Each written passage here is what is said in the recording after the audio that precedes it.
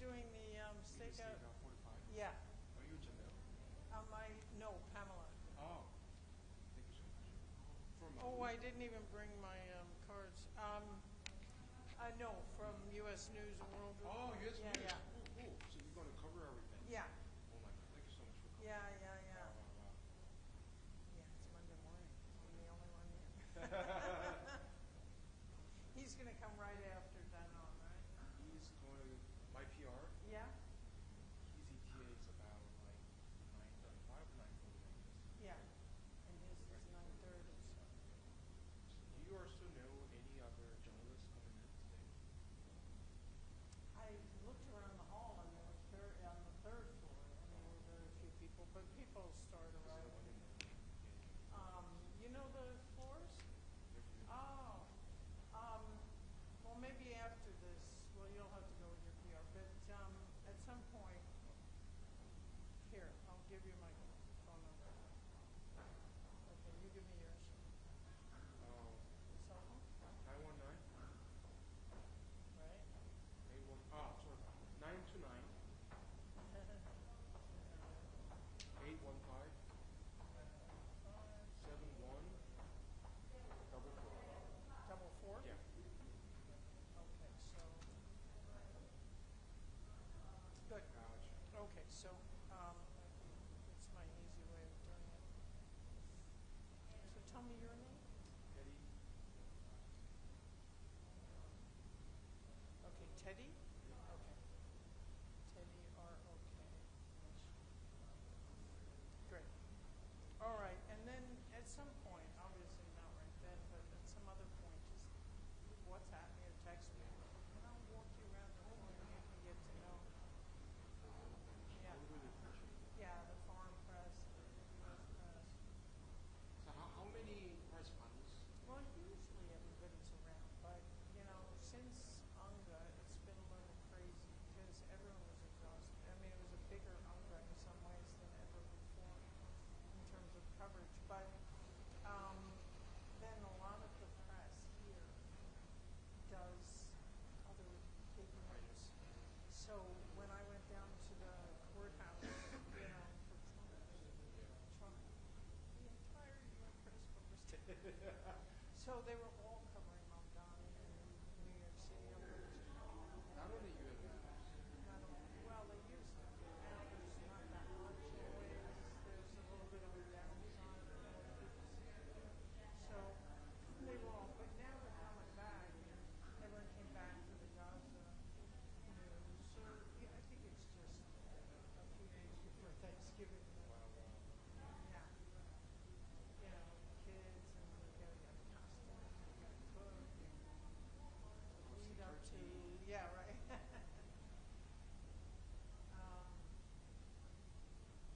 And he's talking about trafficking?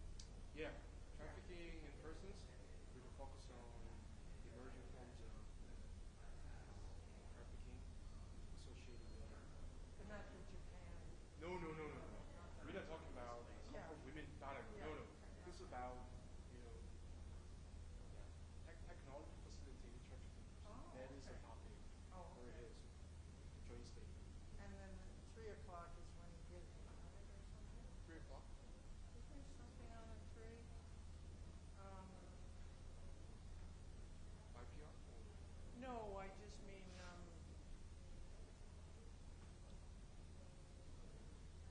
high level on the plan to combat trafficking in persons at 3. Oh, so he's speaking to the GA at 10. Yeah. He's And then- making GA okay. now like 12 or something. His turn is 18th Yeah, on the speaker's list. Okay. So his national statement will be around 12, okay. and this time. But joint then media there's statement. also a 3 p.m. in the trusteeship, high level on the UN Global Plan on Action Trafficking. I think that one is about declaration. Oh, okay. So yeah.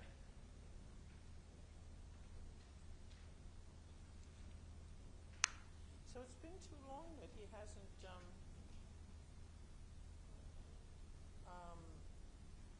had a press briefing,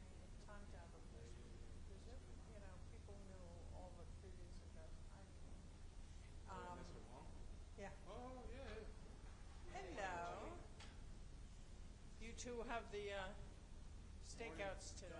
Teddy from Johnny Teddy. He has a stakeout right after. Oh, okay. We'll be done. Sorry, not 45. 9:45. We'll be done by then. And no resolution at the meeting, right? No. Someone told me there's a briefing at the U.S. Did I miss that? Oh, God.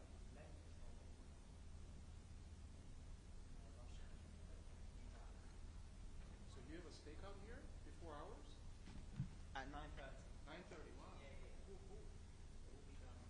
So we just Stakeout headset. Stakeout headset. What's your one about? trafficking persons. So you represent which mission? One of the Israeli. Israeli. All right. Your one's where? Okay.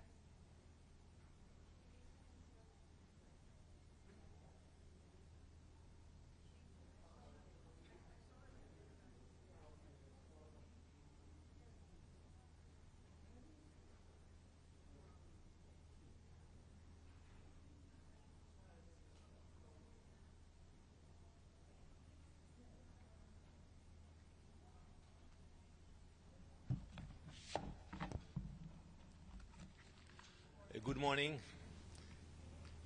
Israel is fully committed to meeting our obligations under Trump's comprehensive plan to end the Gaza conflict. We already allowed hundreds of humanitarian aid trucks into Gaza each day. We have marked the yellow line. We released terrorists, including convicted murderers, and withdrawn our forces as required in the agreement. We are coordinated closely with our international partners. Hamas, on the other hand, continues to blatantly violate the plan. They missed the 72-hour deadline to return the hostages. They have already killed 3 of our soldiers during the ceasefire and repeatedly sent terrorists across the Israeli lines to attack our forces. The next phase ahead of us is the disarmament of Hamas. A ceasefire cannot survive while a terrorist organization keeps its weapons. A plan cannot hold while one side refuses to meet even its most basic obligation. Hamas must disarm. I would like to draw your attention to new and deeply disturbing testimony. Released hostage Guy Gilboa Dalal has bravely described the sexual assault he endured during more than 2 years in Hamas captivity. Hamas used sexual violence as a tool of war on October 7th and continued that abuse throughout captivity in Gaza's tunnel.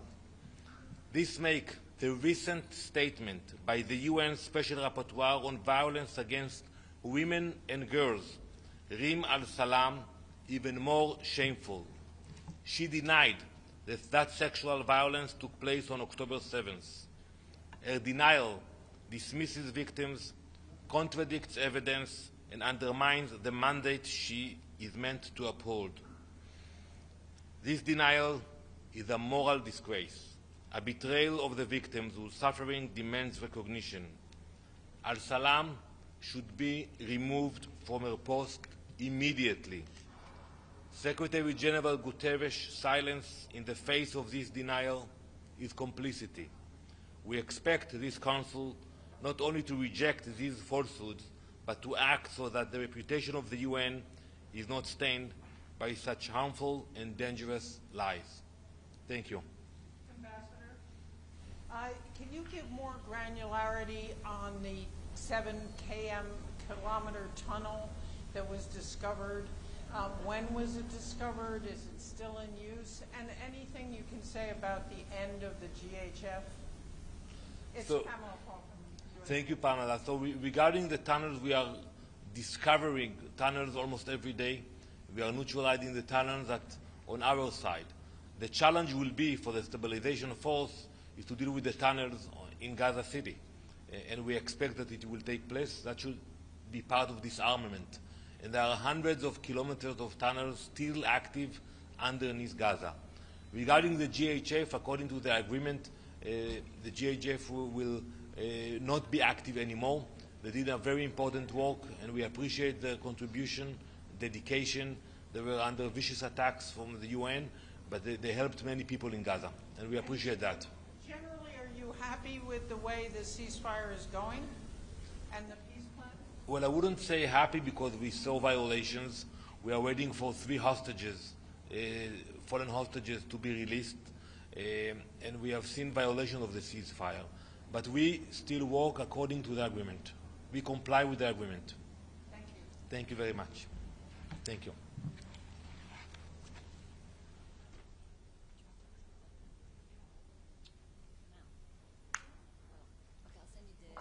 Okay, yeah. Are you going? No. To where? No, to the US. No. No. Yeah. I'll send you the Zoom link. Oh, good. Okay, yeah. I'm going to see the video.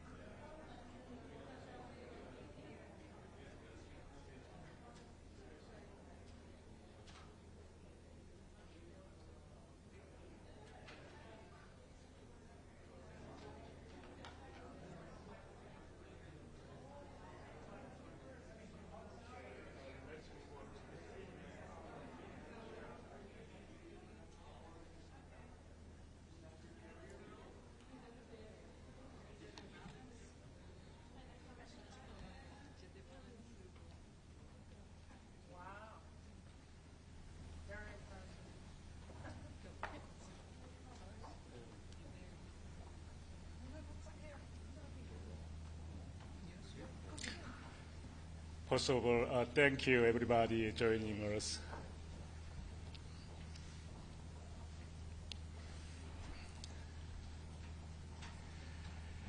I have the honor of delivering this cross-regional joint statement on behalf of following 44 state countries: Australia, Austria, Belgium, Brazil, Brunei, Bulgaria, Canada, Cambodia, Croatia, Costa Rica, Cyprus, Czech Republic, Denmark, Estonia, Finland, France, Germany, Greece, Hungary, Indonesia, Ireland, Italy, Japan, Latvia, Lithuania, Luxembourg, Malaysia, Malta, Netherlands, Philippines, Poland, Portugal, Romania, Slovakia, Sierra Leone, Singapore, Slovenia, Spain, Sweden, Thailand, Timor-Leste, United Kingdom, Vietnam, and my own country, Republic Korea. 15 years after adoption of the Global Action of Action to combat trafficking in person, the world continues to face evolving and complex challenges. Traffickers exploit conflict, economic hardship, and digital platforms to expand their networks, while victims suffer forced labor, sexual exploitation, and other forms of abuse. No country is immune from these practices. They affect every region, society represented here today. In particular, we are deeply concerned by the rise in technology-facilitated trafficking in person, including that which is linked to online scam operations and other forms of transnational organized crime. We verified by the mounting evidence, including from UNODC, documenting this operation and organizations, countless individuals have been deceptively recruited to perpetrate this criminal scheme, subjecting them to post-criminality, torture, and severe exploitations. The growth in such crimes have exacerbated human rights and humanitarian challenges, demanding urgent and coordinated action moving forward. This calls for comprehensive and multi-stakeholder response that bridges law enforcement, digital humanitarian, and human rights domains. We welcome recent efforts by member state and regional organizations to dismantle criminal syndicates and rescue victims of technology-facilitated trafficking in persons. Holistically, addressing trafficking in person requires prevention, prosecution, and protection, as well as partnership. This includes strengthening public awareness, identifying victims, enhancing law enforcement, empowering survivors, and guaranteeing access to justice and remedy, all critical to dismantling this criminal scheme. In this regard, we underscore the importance of regional and global cooperation, engaging government, the private sector, and civil society to counter trafficking in persons facilitated by misuse of technology. We also call for coordinated engagement of all relevant UN mechanisms, including UNODC, OCHA, and IOM, in supporting capacity building, prevention, and victim protection. We urge all member states to renew their political will and to act with unity, guided by common principles of human rights and international solidarity. Let today's high-level meeting on trafficking in persons serve as a solemn reminder that trafficking in persons is not merely a crime against individuals, but in certain circumstances may amount to crime against humanity. Together, we must strengthen global cooperation to end this scourge. Thank you. Ambassador, Sorry, we'll have... has trafficking in persons increased dramatically? That's what some of the reports say. Sorry, we don't take questions at this time. Thank you very much. Thank you.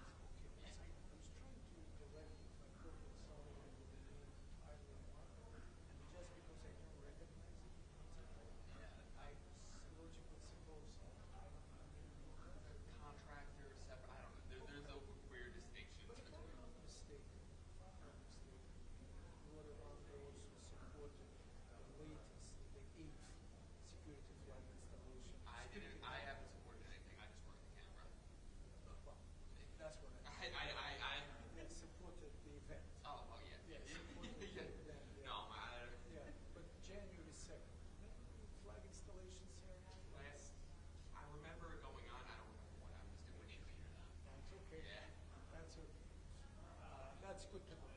I might be up here. I might have been up here.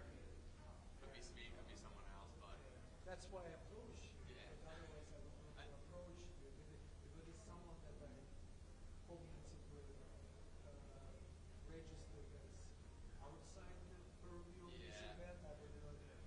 no, I might be up here for it. It's up to. I just don't think we're set that far advanced. But no, I did see that they are on the. At least Eric's. Whatever they're doing. No, he accepted. Yeah. He accepted. I thought monetarily that was very good, very good. A little above my pay grade. Sometimes when you come to think of it, it may not be such a bad thing. No, it was. After all. But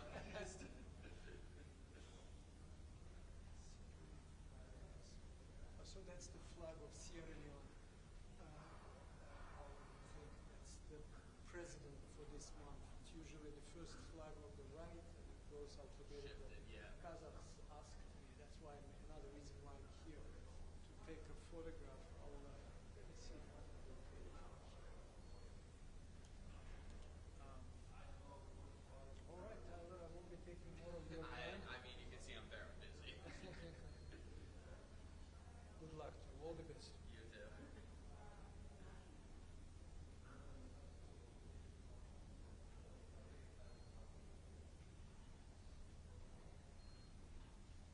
So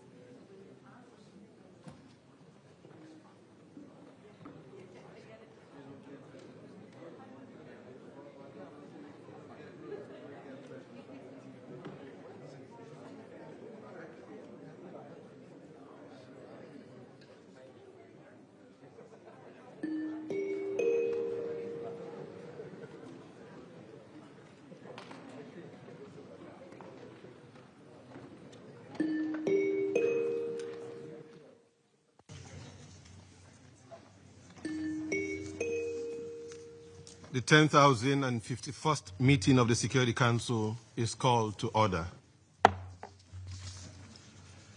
The provisional agenda for this meeting is the situation in the Middle East, including the Palestine question. The agenda is adopted. In accordance with Rule 37 of the Council's Provisional Rules of Procedure, I invite the representative of Israel to participate in this meeting. It is so decided. I propose that the Council invite the permanent observer of the Observer State of Palestine to the United Nations to participate in the meeting in accordance with the Provisional Rules of Procedure and previous practice in this regard. There being no objection, it is so decided. In accordance with Rule 39 of the Council's Provisional Rules of Procedure, I invite Mr. Ramiz Alakbarov, Deputy Special Coordinator for the Middle East Peace Process and United Nations Resident and Humanitarian Coordinator, to participate in this meeting. It is so decided. The Security Council will now begin its consideration of Item 2 of the agenda. I give the floor to Mr. Ramiz Alakbarov.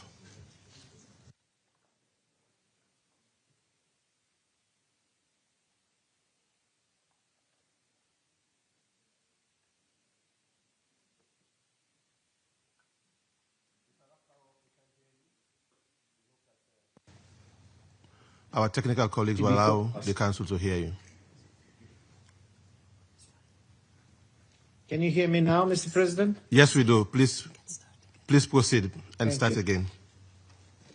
Thank you. Mr. President, Excellencies, today we meet at the moment of renewed hope, while progress on the ground is fragile and deep uncertainty persists. We must seize the opportunity before us to chart a better future for Palestinians, Israelis, and the wider region. Since coming into effect last month, the ceasefire has largely held in Gaza. However, recent airstrikes by Israel on populated areas have caused numerous casualties and significant destruction. Palestinian militants in Gaza have also continued sporadic attacks on Israeli soldiers, causing fatalities. This violence is jeopardizing the fragile ceasefire, and I urge all parties to exercise restraint and fulfill their commitments under the agreement. I recognize the commitments made thus far by the parties and the exceptional efforts of the mediators, Egypt, Qatar, Turkey, and the United States, in sustaining the deal. The Security Council has also taken an important step in consolidation of the ceasefire with the adoption of the Security Council Resolution 2803. While still facing unbearable living conditions and seemingly insurmountable destruction, the people in Gaza have now experienced at least the first glimmers of respite from the near constant bombardment of the last 2 years. Families in Israel have been reunited with their loved ones who were held hostage by Hamas and other Palestinian armed groups under intolerable conditions in Gaza. Other families have had the remains of their loved ones once returned and began the long process of mourning. But the bodies of 3 hostages have yet to be returned, with families waiting in agony for that day to come. The bodies of the deceased hostages must be returned immediately. Last week, I also met with the families of missing persons from Gaza. With tears in their eyes, they showed me pictures of their loved ones who are presumed to be in detention or still buried under the rubble. All efforts must be made to identify missing Palestinians. These families also deserve closure. Mr. President, with the ceasefire largely holding, the United Nations has redoubled efforts to mobilize and scale up humanitarian assistance, seizing the moment to reach the population where they are. We must not risk a reversal. The coordinated international effort needs to be expanded, both in immediate terms to consolidate the ceasefire and over the longer term to realize a more secure and just future for all. Mr. President, the past weeks offered a measure of relief, and we acknowledge the increased volume of aid delivery into Gaza. And we also must confront the grim reality of the situation on the ground. The 2 years of fighting have left almost 80% of Gaza's 250,000 buildings damaged or destroyed. Over 1.7 million people remain displaced, mainly in overcrowded shelters without adequate access to water, medical care, and food supplies. Last week, I traveled to Gaza, where I met displaced communities and humanitarian personnel working tirelessly on the grounds to deliver assistance. The picture remained bleak. While the availability and price of basic food commodities has improved, key sources of protein such as chicken, meat, and egg remain out of reach for many families. The UN and its partners are still facing challenges in providing shelter materials such as tents and blankets. As we enter the winter months, these delays must be urgently resolved. There is a critical need to transition from emergency humanitarian assistance towards enabling communities to rebuild their lives and restore essential services. Hospitals continue to struggle without electricity and reliable water, severely limiting their ability to care for patients. The water and sanitation situation remains alarming. Sheikh Radwan Pond has effectively become an open sewage tank, requiring immediate attention to prevent a public health catastrophe. Key materials must be permitted to enter immediately to repair vital water and sanitation facilities. The rerouting of humanitarian and commercial movements through the Philadelphia Corridor and Al Rashid Coastal Road has complicated logistics, further delaying the distribution of much needed aid. Despite these hurdles and setbacks, the UN and its partners are working to scale up the response. An immunization campaign to reach 44,000 children has been launched, and hundreds of water wells have reopened. Over 24,000 metric tons of aid had been collected, yet 190,000 metric tons of food, medicine, and shelter are prepositioned in the region awaiting entry. I call on Israel to expand crossing capacity and expedite the clearance of supplies, including UN supplies. The opening of the Jordan corridor and the Rafah crossings are vital to further scale up the response, and the renewal of the NGO registration is essential and remains unresolved. UN is engaged with Civil Military Coordination Center, including its 22 partners, mostly from the member states, to coordinate the delivery of assistance and uphold humanitarian principles. These efforts have yielded benefits for Gaza population, including increased food supply and higher levels of approvals for shelter and non-food items, particularly for government-to-government aid. I also welcome today's news of the restoration of the fiber optic internet service provision in Gaza, a positive result of these efforts. Mr. President, the damage in Gaza, physically, economically, and socially, is catastrophic. We cannot address only immediate physical needs. Psychosocial needs, social cohesion, and justice must be addressed. There must be a restoration of dignity and hope.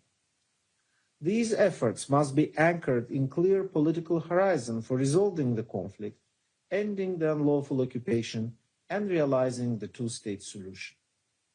The task ahead is monumental and will require a well-coordinated, phased international effort. We must help create the conditions in which people can begin to rebuild their lives with dignity. And there is no time to lose. The European Union, United Nations, and World Bank are working to update the Rapid Damage and Needs Assessment, called RDNA, which in March estimated reconstruction's cost at some $53 billion US. UN's immediate early recovery approach in Gaza has been aligned with the Palestinian Authority's recovery and reconstruction planning and can contribute to realizing the objectives set forth in Security Council Resolution 2803. I welcome the European Union's convening of the Palestine Donor Group in Brussels last week. It demonstrated a strong commitment to durable recovery and reconstruction in Gaza, strengthening linkages between the West Bank and Gaza, and to full resumption of the Palestinian Authority responsibilities in Gaza. Preparations are also ongoing for the Cairo Conference for Gaza Reconstructions, which offers a chance to align recovery priority with broader vision for Gaza's reconstruction. I welcome Egypt's continued leadership in this effort. Mr. President, turning now to the occupied West Bank, including East Jerusalem, settlement expansion, the proliferation of outposts, violence, including settler violence, displacement and evictions continue to escalate at an alarming levels. Israeli military operations, particularly the North and West Bank, have resulted in deaths, destruction, and continuous displacement of thousands, particularly from refugee camps. Israeli operations have also continued deep in Area A. Settler violence has reached emergency levels. In October, during the olive harvest season, the UN recorded the highest number of settler attacks on Palestinians since the UN monitoring began, an average of 8 per day. The olive harvest is an economic and cultural lifeline. These attacks have injured farmers, destroyed olive trees, and decimated livelihoods. In many cases, Israeli forces failed to prevent or were complicit in such acts. In other instances, Israeli settlers have violently confronted the Israeli forces. Arson attacks and the desecration of holy places by settlers have further heightened tensions and illustrate the spiraling violence. It must stop. I note the condemnation of these attacks by the government of Israel, and the concrete action is needed now to end the impunity for these crimes. Palestinian communities must be protected. Palestinian attacks, including acts of terror, such as the recent ramming and stabbing attack south of Jerusalem, must also cease and be condemned. All perpetrators of violence must be held accountable. I appeal to political and community leaders to cease the incitement and incendiary language that only fuels further extremism. Mr. President, a robust Palestinian economy and financial sector is a critical enabler for sustainable recovery and reconstruction efforts in Gaza. However, Palestinian Authority and its economy continue to face immense challenges. Unilateral measures that undermine the PA should cease, and efforts to support and strengthen the PA should be intensified, including in implementing its reform agenda. The Palestinian financial sector, while demonstrating remarkable resilience, is under tremendous pressure and must be protected. Immediate measures to allow the repatriation of excess shekels banknotes and renewal of the correspondent banking agreements are urgently required to avoid exacerbating the crisis. Mr. President, turning to developments in Lebanon, I reiterate Secretary General's call for the parties to uphold their obligation to maintain the cessation of hostilities and the full implementation of the Security Council Resolution 1701. I also echoed Secretary General's call for an immediate cessation of all violations of Syria's sovereignty and territorial integrity and respect for the 1974 Disengagement of Forces Agreement. Mr. President, the decisions made now will determine whether the ceasefire endures or unravels. The first phase of the ceasefire must be fully implemented, and I urge the parties to urgently reach an agreement on the modalities to implement the next phases. The challenges remain immense, but the cost of failure is unimaginable. We have the tools to lay the foundations for success, but the work ahead demands an unwavering commitment from everyone. UN resolutions, including Security Council Resolution 2803 and President Trump's 20-point plan, provides the pathway forward. United Nations remains committed to seizing this critical opportunity to move from crisis management to conflict resolution. All our efforts must be guided by the imperative of establishing a genuine political process that will resolve the Israeli-Palestinian conflict once and for all. The New York Declaration and initiatives such as the Global Alliance for the Two-State Solution play a vital role. They mobilize political will, investment, and solidarity around a shared political vision. The United Nations will continue to stand with both Palestinians and Israelis. We will continue to support all efforts to end the unlawful occupation and achieve a negotiated two-state solution based on the 1967 lines, with Jerusalem as the capital of both states, living side by side in peace and security. Mr. President, I thank you and the Council for your attention. I thank Mr. Alakbarov for his briefing. I now give the floor to those Council members who wish to make statement. I give the floor to the representative of United Kingdom. Thank you, President. I thank Deputy Special Coordinator Alakbarov for briefing us today. Colleagues, last week this Council adopted Resolution 2803, sending a powerful message of international support for President Trump's 20-point plan for Gaza and the diplomatic efforts of Qatar, Turkey, and Egypt. This marks a pivotal moment after 2 years of horrendous suffering and is crucial to cementing the ceasefire and charting a course towards lasting peace. We urge all parties to abide by the ceasefire, and we reiterate that Hamas must locate and hand over the bodies of the remaining 3 deceased hostages. President, I will make 3 points. First, Resolution 2803 must be implemented fully, effectively, and in accordance with international law. We need an international stabilisation force and trained Palestinian police deployed quickly to support the ceasefire and avoid a vacuum that Hamas could exploit. Hamas should uphold their commitments under the 20-point plan to disarm and end their governance over Gaza. Transitional arrangements must respect Palestinian sovereignty and self-determination and pave the way for a reformed Palestinian Authority to resume governance in Gaza. Palestine must be run by Palestinians.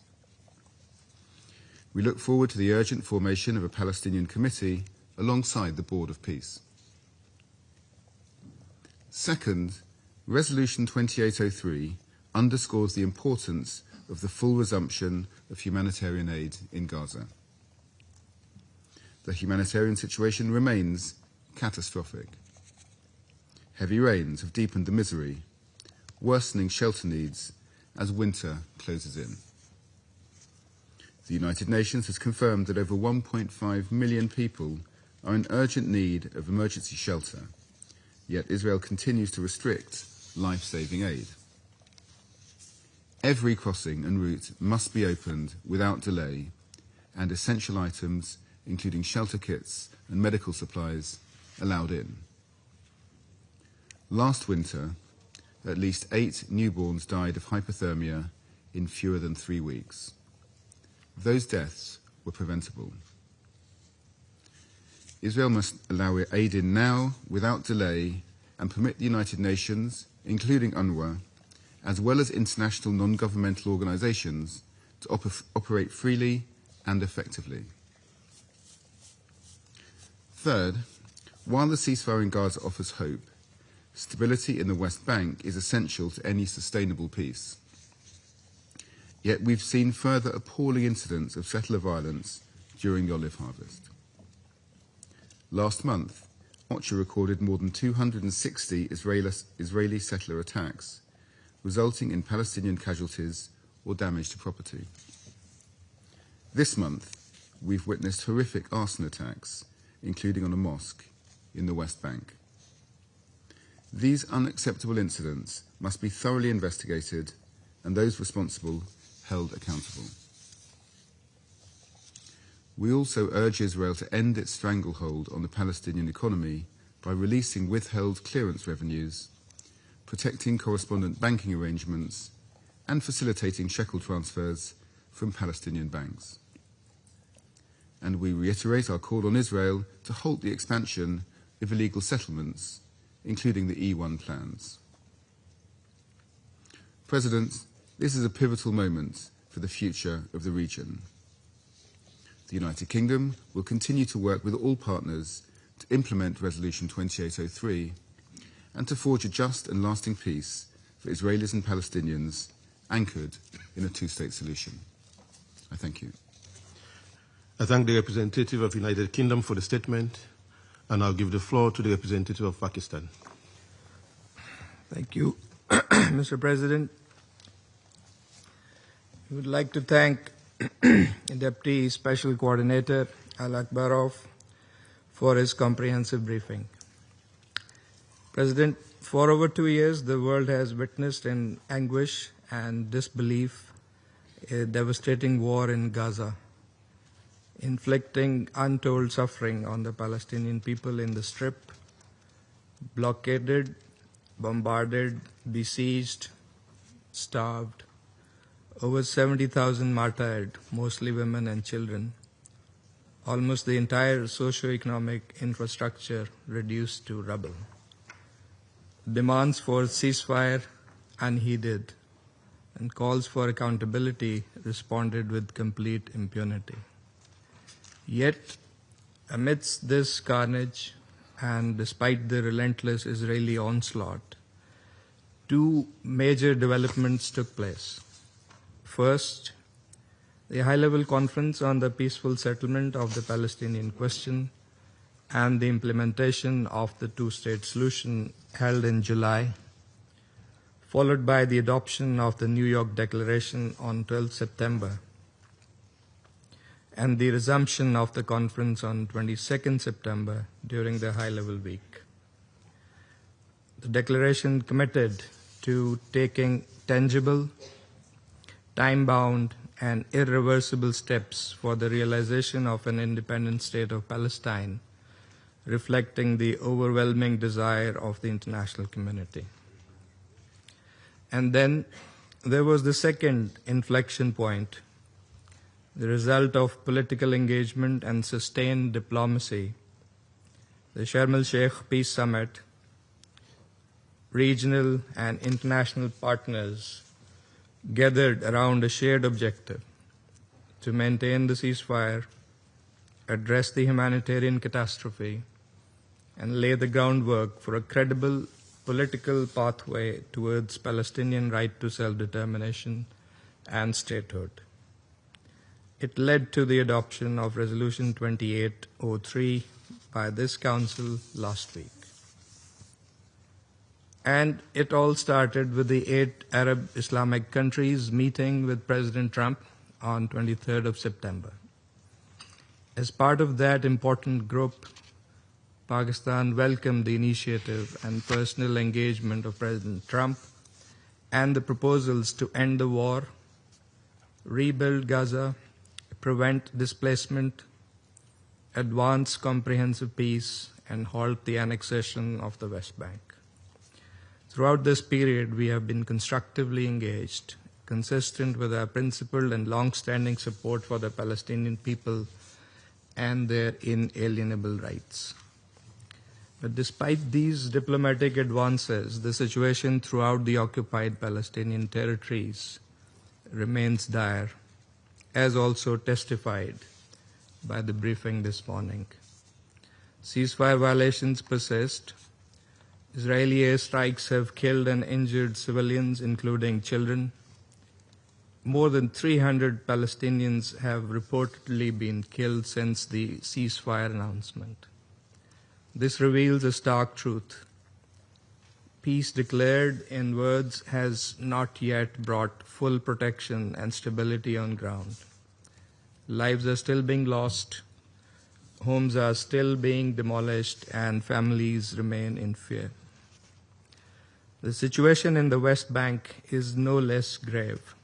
Israeli settler and military violence has escalated to unprecedented levels, with October recording the highest number of settler attacks since the UN began monitoring the situation in 2006. Entire communities have been displaced, especially in the northern West Bank, amid closures, raids, and increasing intimidation. Palestinians must be allowed to return to their homes, and communities must be able to function without constant fear. President, to ensure that peace efforts translate into meaningful progress, several priorities must be advanced. First, implement Resolution 2803 in good faith, thus maintaining the momentum generated by the Sharm el-Sheikh summit, particularly advancing Palestinian-led and owned governance, reconstruction, and institutional capacity. The Palestinian Authority's role is central. Peace cannot be negotiated over the heads of the Palestinian people. We hope that there will be more clarity on various aspects of Resolution 2803 going forward. Let me reiterate that together with the US and other Arab Islamic countries, Pakistan joined this process as it offers a pathway to Palestinian self-determination and statehood. Second, to ensure full adherence to the ceasefire with zero tolerance for unilateral actions, leading to a permanent cessation of hostilities and the withdrawal of Israeli forces from Gaza. We strongly condemn the attacks by Israeli occupying forces across Gaza. Third, guarantee unhindered humanitarian access. With winter approaching, Gaza's exhausted, displaced, and traumatized population requires full protection and assistance at scale.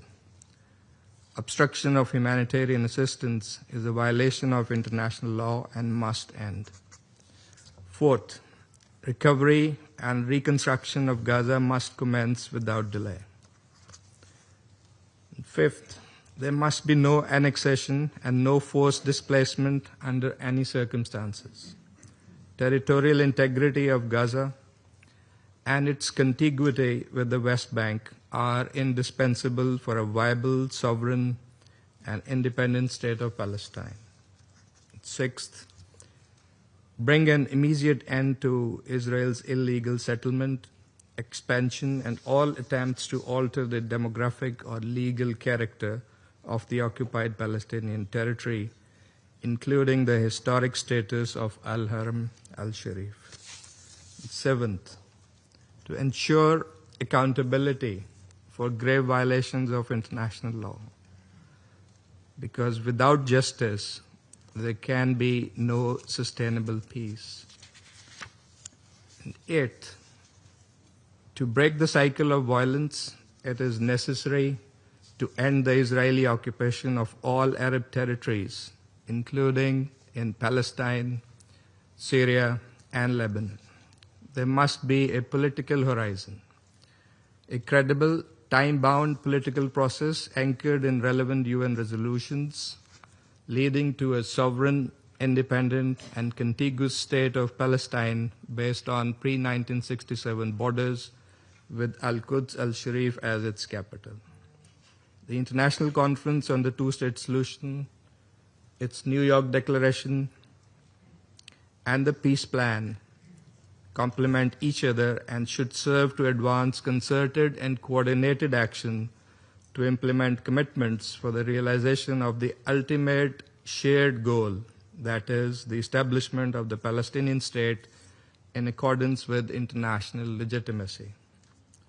That is imperative for durable peace and stability in the Middle East. And we must ensure that we succeed in this objective.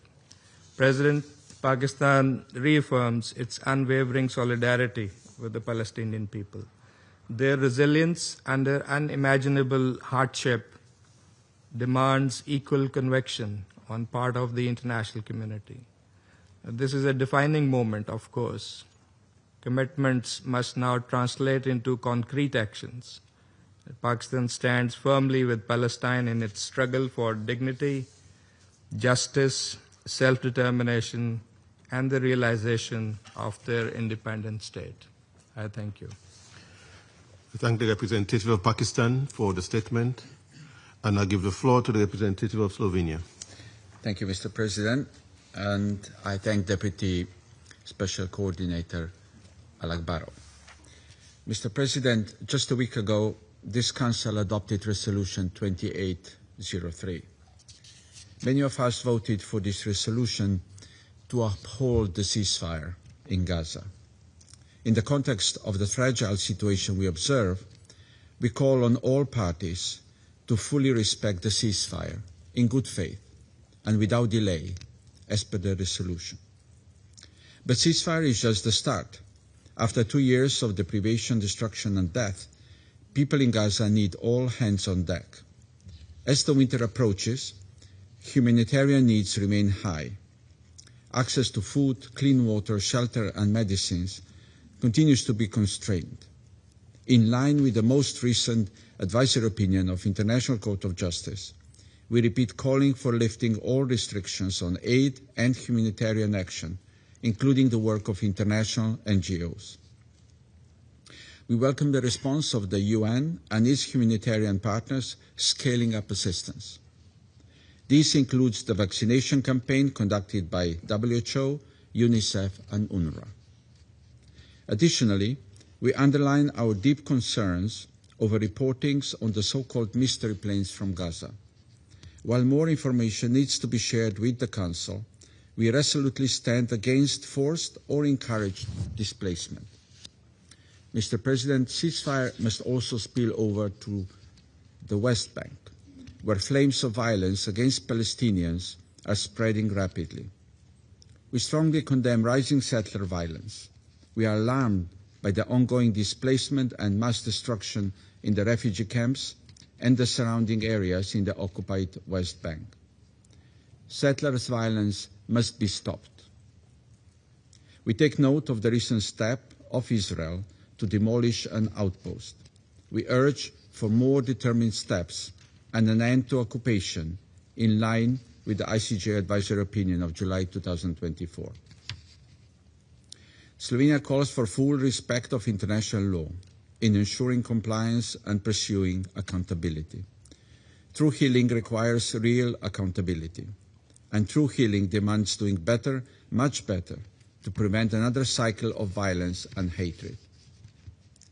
We welcome the launch of the Palestine Donor Group in Brussels. I'm not misrecalling that he was planning to have some kind of discussion with the BBC. So I was hoping this could all be sorted out fairly quietly. As it happens, I think it was 6 days after I sent the memo on to Ofcom DCMS, there it was in the Telegraph. And that then led to this whole sequence of events, including... Repeat our call on Israel to hand over tax revenues that belong to the Palestinian Authority. We continue to call on Israel for the release of Palestinian civilians from Gaza, especially children, humanitarian and medical workers held in confinement without protection guaranteed by the international humanitarian law. While resolutely standing against terrorism, we also stand in defense of human rights. We are deeply alarmed by the attempts to reinstate the death penalty for persons defined as terrorists. We urge Israel to refrain from undermining the rule of law through the use of a penalty that the international community has pledged to abolish. Mr. President, we simply cannot forget the words we heard in this chamber. On the new medical term unique to Gaza, WCNSF, Wounded Child, No Surviving Family, by the MSF, or the terrible description on what malnourishment and starvation mean for a child's body by Save the Children. We know trauma of the Gaza war will span across generations, both in Israel and in Palestine. we call for collective efforts of the international community to address it and to prevent further hate, conflict, and extremism. Full implementation of the Resolution 2803 in good faith and without delay is a first step. I thank you. I thank the representative of Slovenia for the statement, and I'll give the floor to the representative of Panama. Gracias, señor presidente. Panamá agradece el detallado informe presentado por el señor Ramiz Alakbarov, coordinador especial adjunto para el proceso de paz del Oriente Medio, coordinador residente y de asuntos humanitarios de las Naciones Unidas. Saludamos la presencia de las delegaciones de Israel y del Estado Observador de Palestina. Hoy, apenas 8 días después de que este Consejo adoptara la resolución que por primera vez en décadas de desconfianza, destrucción y sufrimiento abre una ventana de oportunidad real hacia un camino distinto al que han vivido los pueblos de Israel y Palestina, cuyo reto no pasa solo por sostener el alto al fuego, sino en poder transformar un momento frágil en un punto de inflexión histórico hacia la paz. El alto al fuego, alcanzado gracias a la mediación de Qatar, Egipto, Estados Unidos y Turquía, permitió la liberación de los rehenes que permanecían con vida y la recuperación de la mayoría de los cuerpos retenidos, así como el acceso de la vital ayuda humanitaria, brindando un mínimo de dignidad a familias israelíes y palestinas que han sufrido lo inconmensurable. Lamentablemente, el alto al fuego sigue siendo vulnerable. Cada acto que contradiga el espíritu de Sharm el-Sheikh pone en riesgo la credibilidad de los compromisos asumidos. Panamá, en su inalienable compromiso con el derecho internacional y como miembro de este Consejo, que votó a favor de la resolución adoptada la semana pasada, reitera el llamado a que la protección de civiles es y debe ser algo prioritario por todas las partes en todo momento. Por ello confiamos en que los garantes y mediadores ejercerán toda su influencia para asegurar el pleno cumplimiento de lo acordado y mantener vivo el espacio que este alto al fuego ha abierto para la paz. Gaza no puede seguir gobernada por el extremismo de Hamás ni por ningún actor armado fuera del marco del derecho internacional. El futuro debe construirse sobre un liderazgo institucional palestino reformado y unificado, capaz de garantizar seguridad para su propia población y para sus vecinos. En ese sentido, Panamá reconoce y saluda los avances presentados recientemente por la autoridad palestina, incluidos 23 elementos de reforma implementados como pasos indispensables para viabilizar la etapa de transición prevista en la resolución y en el esperanzador plan de 20 puntos del presidente Donald Trump. Señor presidente, la fragilidad sobre el terreno no es solo política. Las lluvias torrenciales de la semana pasada destruyeron miles de tiendas de campaña y refugios improvisados, afectando a unas 740,000 personas. Y a pesar de la mejora en el acceso a productos básicos, muchas familias siguen comiendo solo una vez al día. Mientras que en Cisjordania, incluida Jerusalén Oriental, la situación también sigue deteriorándose gravemente. Insistimos a que se detengan la violencia y las acciones que contradigan el derecho internacional y las resoluciones de este Consejo. La magnitud de la situación humanitaria que persiste en Gaza y en Cisjordania pone de relieve que la presencia de las Naciones Unidas y de sus agencias especializadas es importante para sostener la asistencia vital, proteger a la población civil y acompañar la transición ordenada que este Consejo ha delineado en sus resoluciones. Panamá reitera su firme respaldo y reconocimiento al trabajo de las agencias humanitarias de las Naciones Unidas que continúan operando sobre el terreno con enorme profesionalismo y sacrificio. Señor presidente, Panamá reitera que Gaza y Cisjordania, incluida Jerusalén Oriental, son partes integrales del futuro Estado palestino y que la solución viable, sostenible y humana seguirá siendo aquella que permita que los pueblos de Israel y Palestina puedan vivir lado a lado en paz, seguridad y dignidad conforme al derecho internacional y a las resoluciones pertinentes del Consejo. Muchas gracias. I thank the representative of Panama for the statement, and I'll give the floor to the representative of Algeria. Thank you, President. I would like to thank Deputy Special Coordinator Al-Akbarov for his insightful briefing. The occupied Palestinian territory is still the theater of bloodshed. In 40 days since the ceasefire began, and in flagrant violation of the agreement, Israel killed more than 310 Palestinians, many of whom are women and children. Algeria strongly condemns this brutal and continued onslaught. From Lebanon to Syria, to Gaza, to the West Bank, Israel is blatantly violating arrangements and disregarding mediators and guarantors. The experience of Resolution 2735 is still fresh in our minds, in defiance of the clear indication that Israel accepted, yes, accepted the U.S. proposal, and yet it broke the ceasefire in total impunity, in total immunity. We call upon the mediators and guarantors of the peace plan for immediate to take decisive measures to preserve the ceasefire and to hold the occupying power to its commitments. President,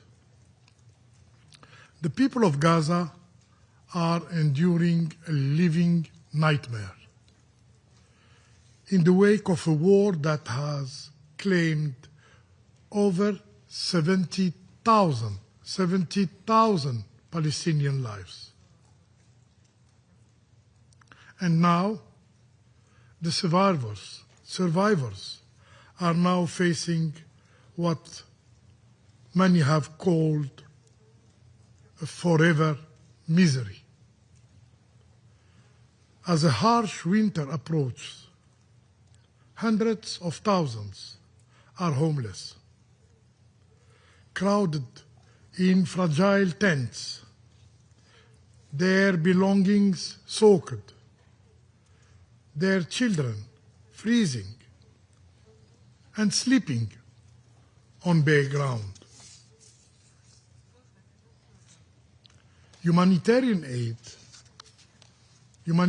aid, which was expected to flow freely, is being hindered by Israel, leaving entire families facing the cold winter without shelter, without food, without clean water, and with disease spreading rapidly. This campaign, yes, it is a campaign of oppression, is not limited to the besieged Gaza Strip. In the West Bank, situation is just as grave. We are witnessing an unprecedented escalation of settler terrorism, an extremist campaign of violence, of intimidation, supported and shielded by the Israeli occupying forces. Extremist settlers burn homes, burn mosques, burn olive groves. They terrorize communities. They seize land at an alarming rate. These blatant violations and heinous crimes are all efforts aiming at ethnic cleansing. Yes, ethnic cleansing, designed to kill the very idea of a future Palestinian state. Mr. President, the immense suffering of the Palestinian people demands concrete actions from the Security Council. It requires a genuine commitment to, first, preserving the ceasefire agreement. This must be our immediate and absolute priority. The killing must stop. Second, launching the reconstruction efforts. This means the complete and immediate opening of all crossings to allow for the massive unimpeded flow of humanitarian aid and flow of reconstruction material and equipment. Third, ensuring accountability. The thousands of documented Israeli crimes cannot be forgotten. There can be no impunity, no immunity for war crimes. Those responsible for these atrocities must be brought to justice. Fourth, lifting the historic injustice. This can only be achieved by ending the occupation and enabling the Palestinian people to exercise their inalienable right to self-determination and establish their own independent state, establish their own sovereign state with Al-Quds al-Sharif as its capital. In closing, President, let us be clear. The immense sacrifices of the Palestinian people place a historic responsibility upon all of us in the Security Council. We have a duty to seek justice for them. Only through justice for the Palestinian people can we ever hope to build a true, lasting, and sustainable peace in the Middle East. I thank you. I thank the representative of Algeria for the statement, and I'll give the floor to the representative of Russian Federation. Господин председатель, признателен заместителю спецкоординатора ООН по ближневосточному мирному процессу Рамизу Алакбарову за брифинг по ситуации на Ближнем Востоке, включая палестинский вопрос. Прошло больше месяца после заключения договоренности между Израилем и Хамас о прекращении боевых действий. За это короткое время было достигнуто гораздо больше, чем за 2 долгих года войны. Освобождены все оставшиеся в живых заложники, на волю вышли тысячи палестинцев, содержавшихся под стражей. Появились условия для выправления гуманитарной обстановки в секторе. Вместе с тем приходится констатировать, что с заключением договоренности говорить о возвращении долгожданного мира пока еще рано. Обе стороны обвиняют друг друга в регулярных нарушениях. С 10 октября в результате ударов Цахал было убито более 300 палестинцев. Только за последние сутки под обстрелами погибло 33 человека в Хан-Юнисе, Хан-Юнисе и городе Газа. Причиной этой не имеющей оправдания жестокости стало возмездие за предположительное нападение Хамас на израильские позиции в Хан-Юнисе, хотя само движение отрицает свою причастность к этому. До сих пор не возвращены тела 3 заложников. Сохраняются значительные ограничения для завоза и распределения гуманитарной помощи в секторе. Отличительной чертой последних дней в Газе стала желтая линия, разделяющая анклав на подконтрольный Хамас и Цахал территории. Возведение с подконтрольной израильтянам стороны заграждения и укрепления указывает на то, что оккупация сектора имеет долгосрочный характер. Это несет каждодневные риски для газовитян, оказавшихся по разные стороны баррикад, подобных жителям разделенного Берлина. Тем более, что многие участки желтой линии не маркированы, нередки случаи, когда палестинцы попадают под огонь, пересекая черту, даже не подозревая об этом. Вызывают тревогу и сообщения о произвольном изменении израильской стороной желтой линии на некоторых участках в городе Газа и в нарушение соглашения о прекращении огня. Господин председатель, нестабильность положения на земле, когда уместно говорить скорее о ситуации ни войны, ни мира, усугубляется неопределенностью по поводу дальнейших шагов по реализации мирных договоренностей. Когда в Газу вернется власть палестинской национальной администрации? Когда Израиль выведет свои войска из сектора? Как будет происходить разоружение Хамас? Все эти вопросы имеют прямую взаимосвязь. И если отсутствие деталей в плане президента Трампа на этот счет как раз позволило подвести стороны к согласию, то на данном этапе без честных и конкретных ответов мирные усилия могут увязнуть в потоке бесконечных взаимных обвинений сторон в нарушениях условий сделки.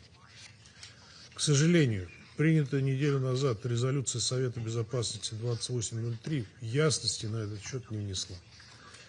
В ней фиксируются довольно широкие рамки будущего Совета мира, которому поручено надзирать за восстановлением Газа, а также силовой мандат международных стабилизационных сил, которые должны быть развернуты в координации с Израилем и Египтом. Убеждены, что эффективная деятельность этих структур зависит от их тесного взаимодействия с палестинской стороной. Важно также как можно скорее определить четкие сроки передачи властных полномочий в анклаве палестинской национальной администрации, а также отвода из сектора подразделений Цахал. При этом мы до сих пор не слышали о готовности хотя бы одной потенциальной страны-поставщика контингентов участвовать в силовых операциях. Коллеги, что должно сподвигнуть боевиков сложить оружие, если нет уверенности, что будущее Газы в руках самих палестинцев, а не оккупационных сил или неких международных структур? Кроме того, вызывают тревогу сообщения о спонсировании Израилем отдельных палестинских вооруженных группировок для борьбы с Хамас. Такие действия могут иметь весьма опасные последствия. История знает тому немало примеров. Такие сомнения подогреваются провокационной риторикой со стороны израильских высокопоставленных лиц. Слова министра национальной безопасности Израиля Итамира Бен-Гвира о том, что нет такого понятия, как палестинский народ, а также его подстрекательство к убийству высокопоставленных чиновников ПНА, мягко говоря, не способствуют налаживанию устойчивого мирного процесса. Примечательно, что даже весьма осторожные и расплывчатые формулировки по самоопределению палестинцев из резолюции Совета 2803 вызвали шквал негодования в политических кругах Израиля, потребовавших от премьер-министра однозначно подтвердить позицию о недопустимости создания палестинского государства. В целом наблюдаем весьма опасную тенденцию, при которой стороны конфликта предпочитают вычленять отдельные выгодные для себя элементы договоренности, закрывая глаза на собственные обязательства. Призываем обе стороны добросовестно подойти к выполнению соглашения и предпринять все усилия для того, чтобы избежать возвращения к войне. Особая ответственность за претворение в жизнь мирной инициативы лежит на Соединенных Штатах и странах, выразивших недвусмысленную поддержку американской резолюции. При всех ее недомолвках мы не стали блокировать прохождение документа по просьбе наших палестинских и арабских друзей с тем, чтобы дать возможность Вашингтону попробовать добиться прогресса в решении застарелого палестино-израильского конфликта. Ключ к этому в беспристрастном подходе, когда интересы и озабоченности обеих сторон учитываются в равной степени, невзирая на союзнические отношения и критику со стороны радикальных сил. Крайне важно, чтобы мирный план, одобренный Советом 17 ноября, вернул нас на путь двугосударственного решения, получившего одобрение большинства стран-членов ООН в ходе 2 раундов конференции высокого уровня в Нью-Йорке. Будем внимательно следить за выполнением резолюции Совета 2803 и ждем разъяснения от американской стороны по формированию Совета мира и МСС, а также соответствию их деятельности международно-правовой базе по ближневосточному регулированию интересам как Палестины, так и Израиля. В качестве постоянного члена Совета Безопасности Россия намерена и дальше играть конструктивную роль в достижении устойчивого мира на Ближнем Востоке, краеугольным камнем которого была и остается формула 2 государств для 2 народов, способная удовлетворить как законные озабоченности Израиля в сфере безопасности, так и справедливые чаяния палестинского народа на собственном государстве. Благодарю вас. I thank the representative of the Russian Federation for the statement, and I'll give the floor to the representative of Somalia. السيد الرئيس، في البداية أود أن أتقدم بالشكر للسيد راميز الأكبروف على الإحاطة القيمة التي قدمها بشأن التطورات الأخيرة في الشرق الأوسط بما في ذلك الأراضي الفلسطينية المحتلة. وأعرب عن تقديري للجهود المستمرة التي تبذلها الأمم المتحدة في متابعة هذا الملف الحساس. ترحب الصومال بالجهود الدبلوماسية التي بذلتها كل من الولايات المتحدة وجمهورية مصر العربية ودولة قطر وجمهورية تركيا، والتي أدت إلى التوصل إلى اتفاق لوقف إطلاق النار عبر مؤتمر شرم الشيخ. فلقد لعبت هذه الدول دورا محوريا في تقريب وجهات النظر وتهيئة الظروف لخفض التصعيد ومحاولة تخفيف المعاناة الإنسانية. في الأسبوع الماضي في هذا المجلس ساندنا الجهود التي قادتها الولايات المتحدة عبر دورها المركزي في الوساطة، والتي أسهمت في وضع قرار يحظي بدعم إقليمي ودولي واسع ويهدف إلى تحقيق تهدئة مستدامة. وفي هذا السياق نشدد على أهمية الشروع في آليات للتطبيق الفعال للقرار 2803 والقرارات الدولية الأخرى ذات الصلة، إذ أن الالتزام بهذه القرارات يمثل حجر الأساس للوصول إلى حل شامل وعادل ينهي معاناة الشعب الفلسطيني ويفتح آفاقا جادة أمام المسار السياسي والإعمار وتحقيق السلام والأمن في المنطقة بأسرها. وإن تطبيق القرار 2803 يتطلب تحركا جماعيا وإرادة صادقة من جميع الأطراف، إضافة إلى دعم المجتمع الدولي لضمان وقوف الجميع عند مسؤولياتهم وضمان تطبيق مبادئ القانون الدولي وحماية المدنيين. السيد الرئيس، نشجع جميع الأطراف على البناء على الزخم الذي وفرته جهود الوساطة الأخيرة والعمل على ترسيخ وقف إطلاق النار من خلال آليات عملية تمنع العودة إلى دوامة العنف وتضمن الالتزام الجميع بواجباتهم.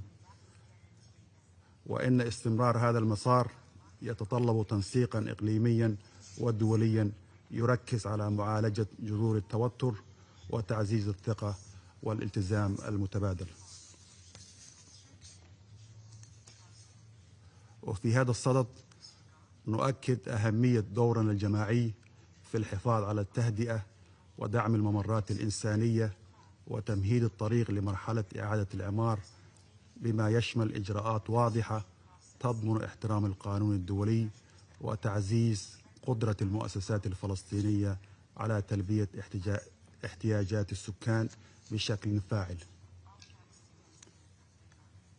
السيد الرئيس، كما سمعنا في الإحاطة، لا يزال الوضع الإنساني في الأراضي الفلسطينية المحتلة يبعث علي بقلق بالغ، وندعو المجتمع الدولي إلى ضمان أولا وصول المساعدات الإنسانية بشكل آمن ودون عوائق. ثانيا حماية المدنيين بما يتوافق مع القانون الدولي الإنساني.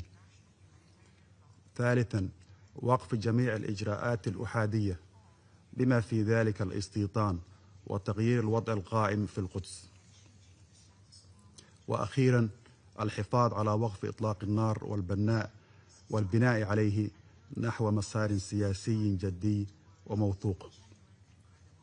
كما نشدد على ضرورة دعم وحماية وكالات الأمم المتحدة العاملة في الميدان وتوفير الموارد المطلوبة لها، وتسريع جهود إعادة الإعمار حال توفر الظروف الملائمة، وضمان المساءلة عن الانتهاكات الجسيمة التي تطال المدنيين.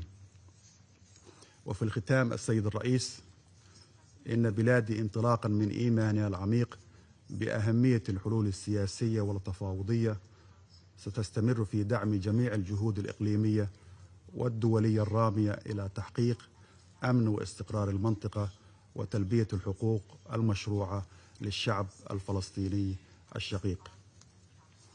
كما نؤكد التزامنا الراسخ بدعم دولة فلسطين الشقيقة وحقوق شعبها غير القابلة للتصرف، وفي مقدمتها حقه في تقرير المصير وإقامة دولته المستقلة على حدود 4 يونيو سنة 1967 وعاصمتها القدس الشرقية، استنادا إلى مبادئ القانون الدولي وقرارات مجلس الأمن ذات الصلة.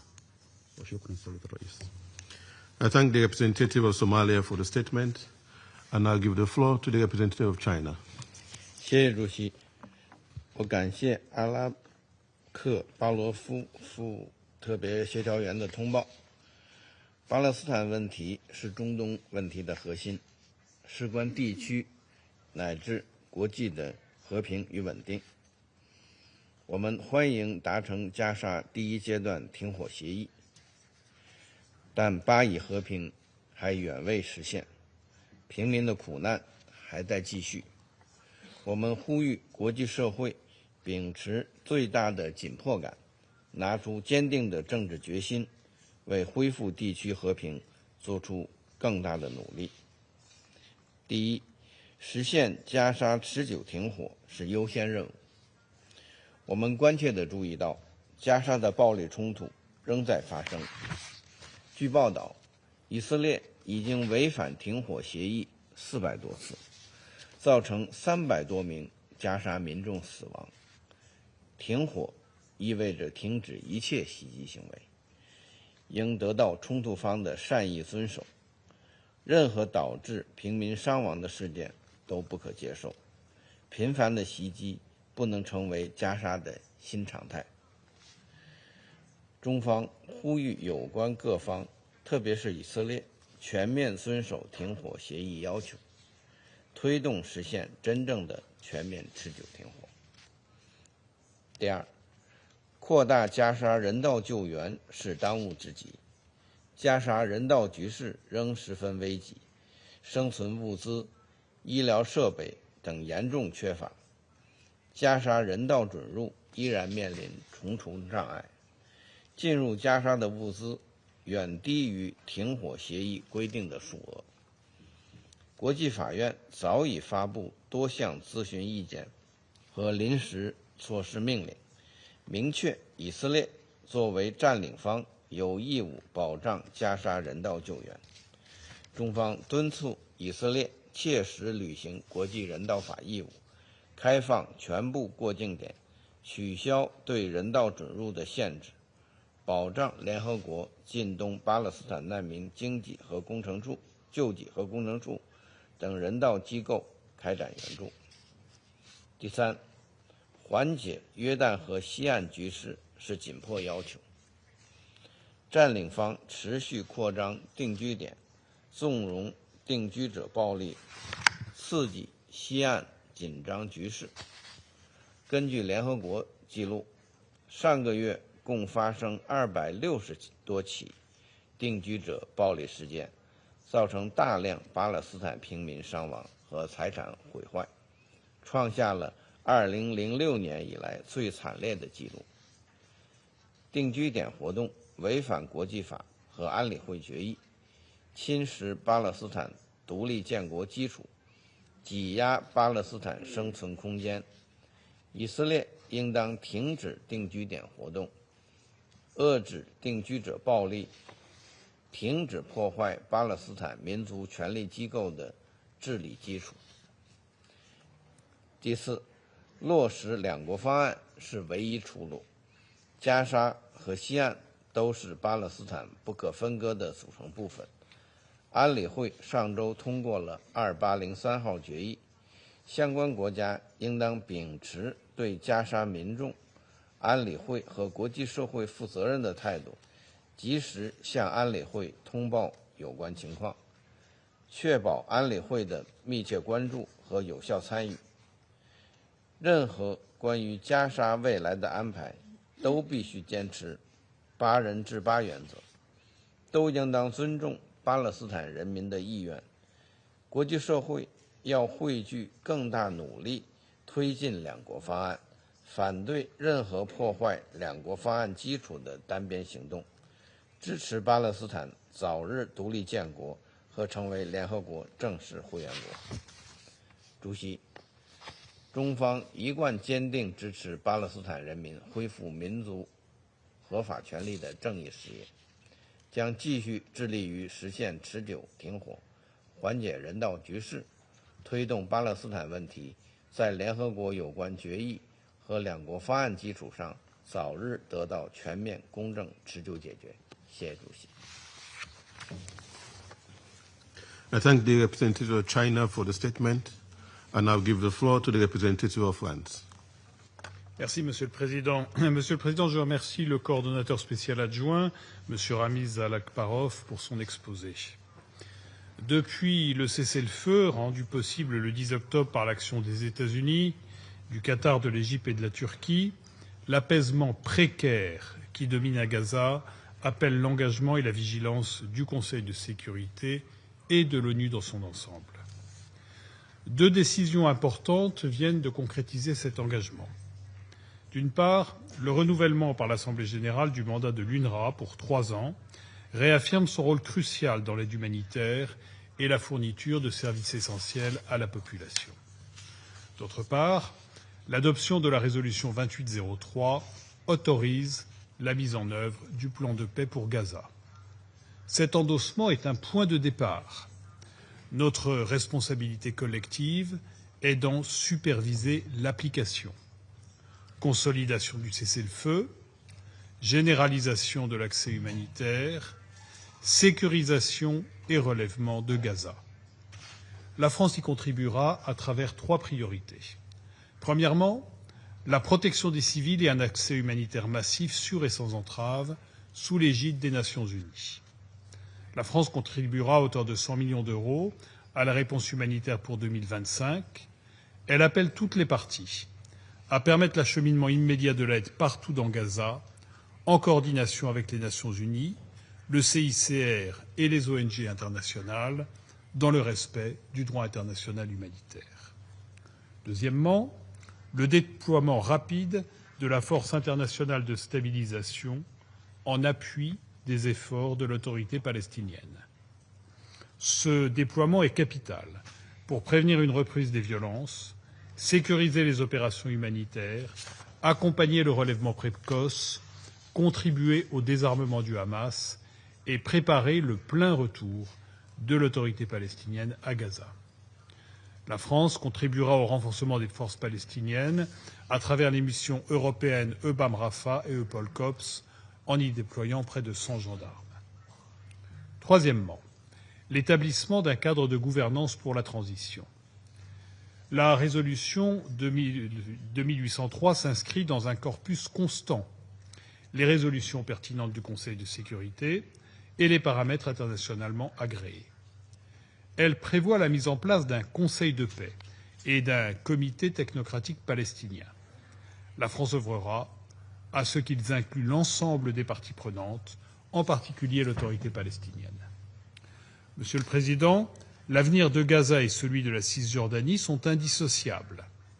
Tout changement démographique ou territorial, toute occupation ou annexion serait contraire au droit international et gravement préjudiciable à la paix. À cet égard, la France est préoccupée par la détérioration de la situation sécuritaire et par les violations du droit international en Cisjordanie. La violence des colons, l'accélération de la colonisation et les déplacements forcés atteignent de nouveaux records. Les récentes déclarations d'autorités israéliennes appelant à des assassinats ciblés contre des responsables de l'autorité palestinienne sont inadmissibles. La France défend la solution à deux États, à nouveau entérinée lors de la conférence de New York, à travers la déclaration qu'a adoptée notre Assemblée générale. Lors de la visite du président de l'autorité palestinienne à Paris le 11 novembre, un comité franco-palestinien pour la consolidation de l'État de Palestine a été constitué. Il contribuera notamment à l'élaboration d'une nouvelle constitution. Monsieur le Président, nous avons tous salué le moment historique qu'ont constitué l'accord du 10 octobre et le plan de paix américain. Pour la paix et pour la réalisation des droits égaux des Palestiniens et des Israéliens à un État et à la sécurité, travaillons en même temps au relèvement de Gaza et à une nouvelle dynamique israélo-palestinienne. Je vous remercie. I thank the representative of France for the statement, and I'll give the floor to the representative of the Republic of Korea. Thank you, Mr. President. I would also like to thank Deputy Special Coordinator Ramiz Alakbarov for his comprehensive briefing. Mr. President, the international community now stands at a crossroad. With the adoption of Resolution 2803 last week, we can now choose a path toward a better future with lasting stability in Gaza. On the other hand, players in the region, state or non-state actors, may decide to pursue another path of endless violence and confrontation. At this critical juncture, it is vital for the international community, including the Security Council, to help the region navigate in the right direction. And we believe that the smooth and faithful implementation of Resolution 2803 provides an essential groundwork to this end. Mr. President, as my delegation mentioned in this chamber last week, some elements provided in the resolution need development and operationalization, includes engagement with the Security Council. However, this resolution also reflects clear and undeniable requirements for its implementation, including the maintenance of the ceasefire. To guarantee the swift establishment of the Board of Peace and deployment of the International Stabilization Force, parties to the conflict in Gaza must not resume any hostilities. In this regard, Israel's airstrikes last week, killing dozens of Palestinians across the Strip, are seriously concerning. We once again call on the parties to strictly observe the ceasefire agreement. With the adoption of Resolution 2803, breaking the ceasefire is not only the violation of the agreement, but also of this resolution. We also would like to stress that this Council reaffirmed its position through the adoption last week that Hamas must lay down its weapons and cannot take part in the future governance of Gaza. We believe that the BOP and the ISF will commence its work as soon as possible in close coordination with this Council. The full resumption of humanitarian aid at scale through the UN system must also be ensured. shelters and tents must be allowed in as winter approaches. We welcome the opening of the Erez West Crossing and the continued operation of 19 UN-supported bakeries across Gaza. We also commend, with appreciation, the coordination of humanitarian works through the U.S.-led CMCC. We also support international efforts for the recovery and reconstruction of Gaza, which was totally flattened during the war. Mr. President, while we have hailed the recent developments in Gaza, in the West Bank we remain deeply worried by the deteriorating situation. Extended military operations, expansion of settlements, and widespread movement restrictions comprise only a small portion of the protracted suffering of Palestinians. We take note that the highest-level Israeli officials expressed grave concern over the rampant and unjustifiable violence by settlers. We condemn this deplorable violence committed by settlers against innocent Palestinians and their agriculture and land. And we call on Israel to take concrete measures to prevent recurrence. Mr. President, when the war in Gaza broke out 2 years ago as a massive military response by Israel to the terrorist attacks by Hamas, many members of this council strongly warned of spillover effects. And unfortunately, we all witnessed the devastating consequences all across the Middle East, including in Lebanon, Syria, and Yemen. As new hope arises in Gaza, we must seize this opportunity to change the course regionally from confrontation to harmony and from one-state reality to the realization of the two-state solution. Therefore, we urge all actors in the region to exercise restraint, respect basic principles under the Charter, and seriously engage in diplomacy, including revitalized dialogue between Israel and Palestinians to chart a political horizon for peaceful and prosperous coexistence that we hope to be established under Resolution 2803. Mr. President, recently, President Lee Jae-myung of the Republic of Korea visited Egypt, and in his address at Cairo University, he reaffirmed Korea's commitment to contributing to a peaceful and prosperous future for the region.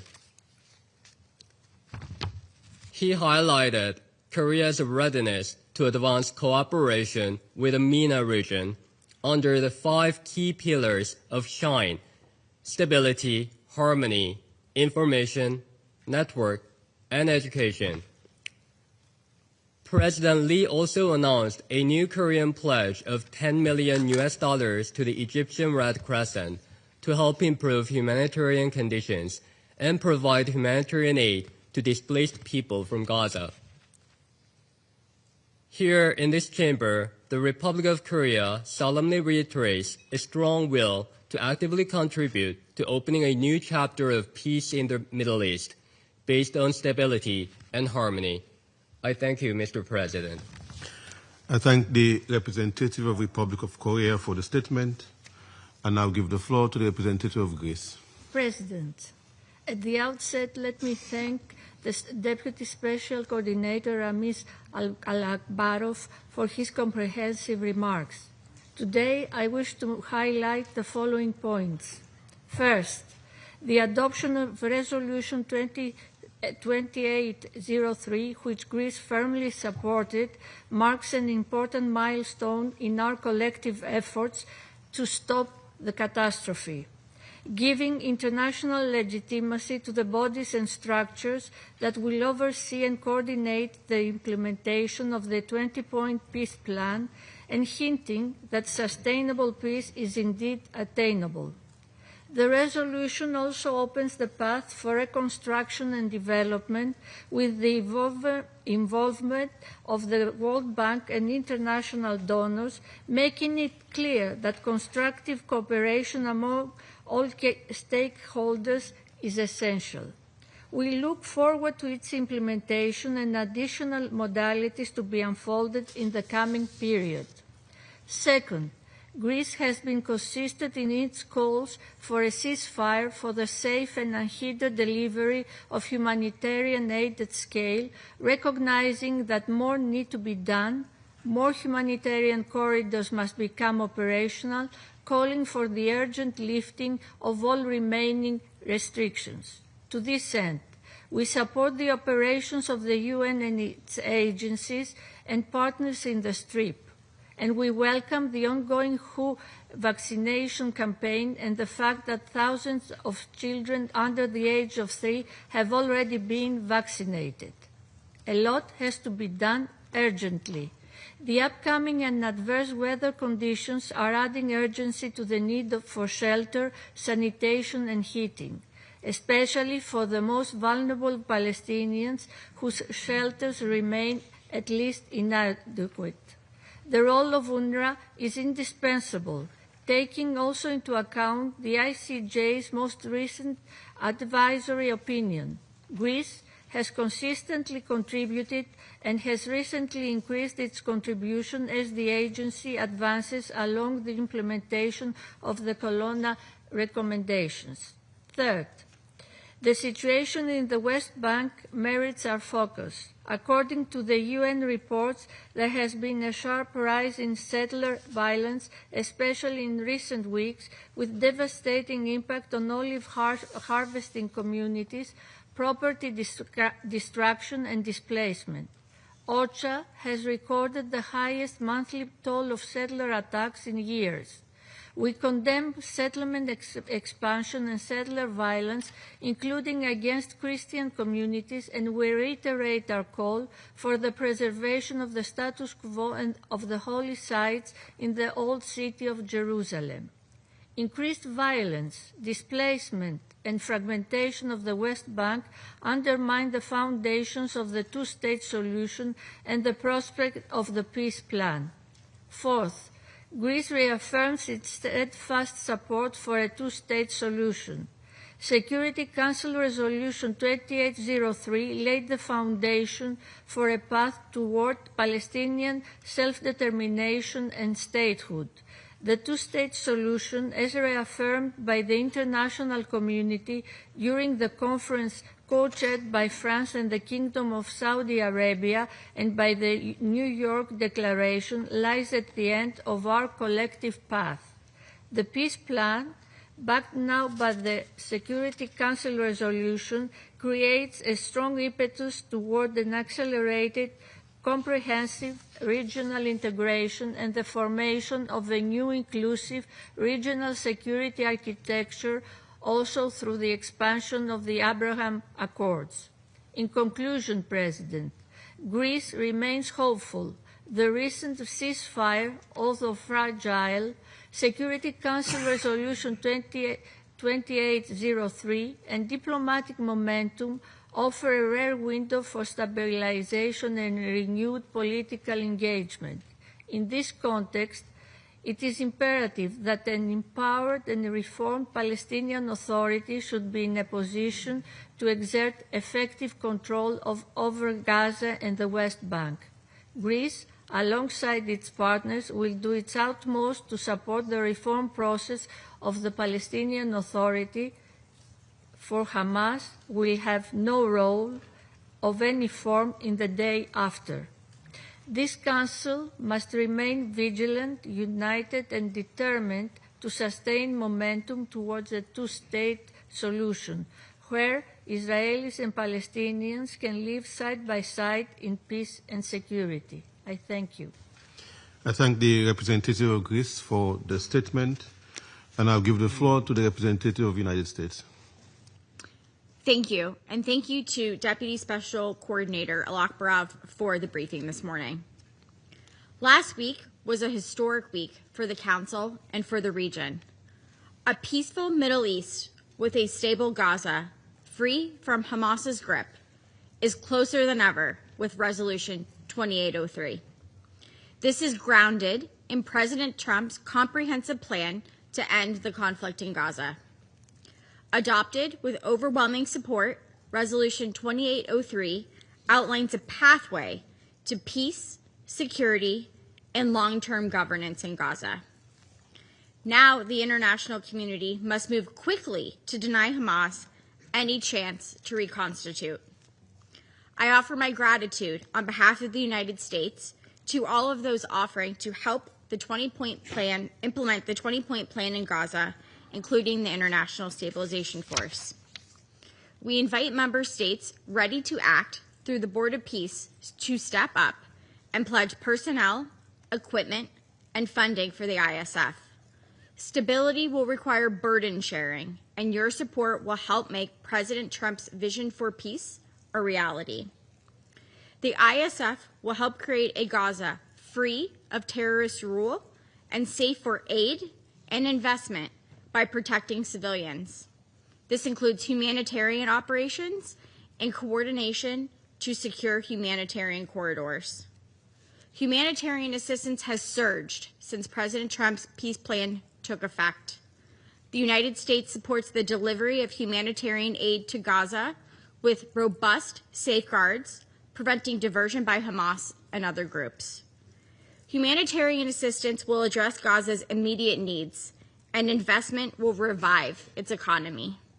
We welcome commitments from the World Bank and partner countries to invest in Gaza's long-term redevelopment.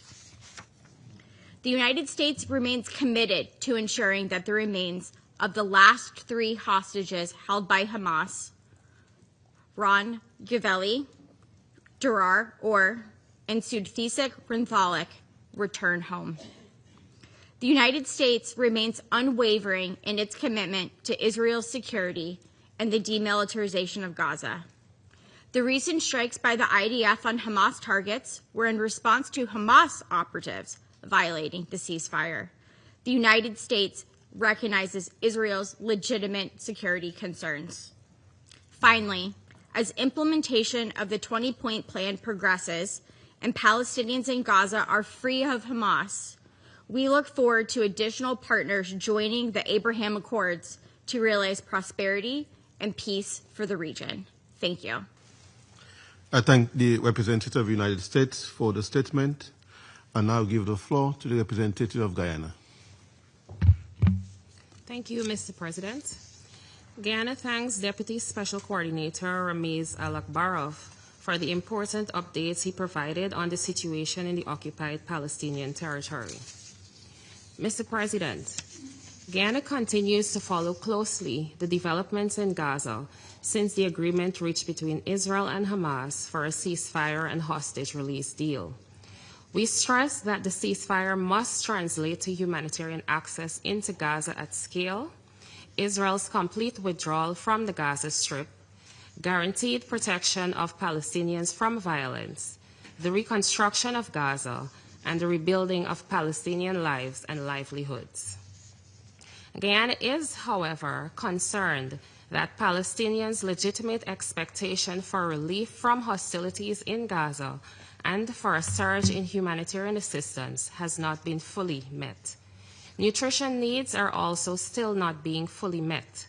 We have noted, for example, OCHA's report that on 22nd November, all 3 UN missions aimed at collecting tents, food, and other aid supplies from Kerem Shalom, as well as the deployment of UN 2720 international monitors to the crossing to verify the uplifting, were denied by the Israeli forces, citing operational consideration.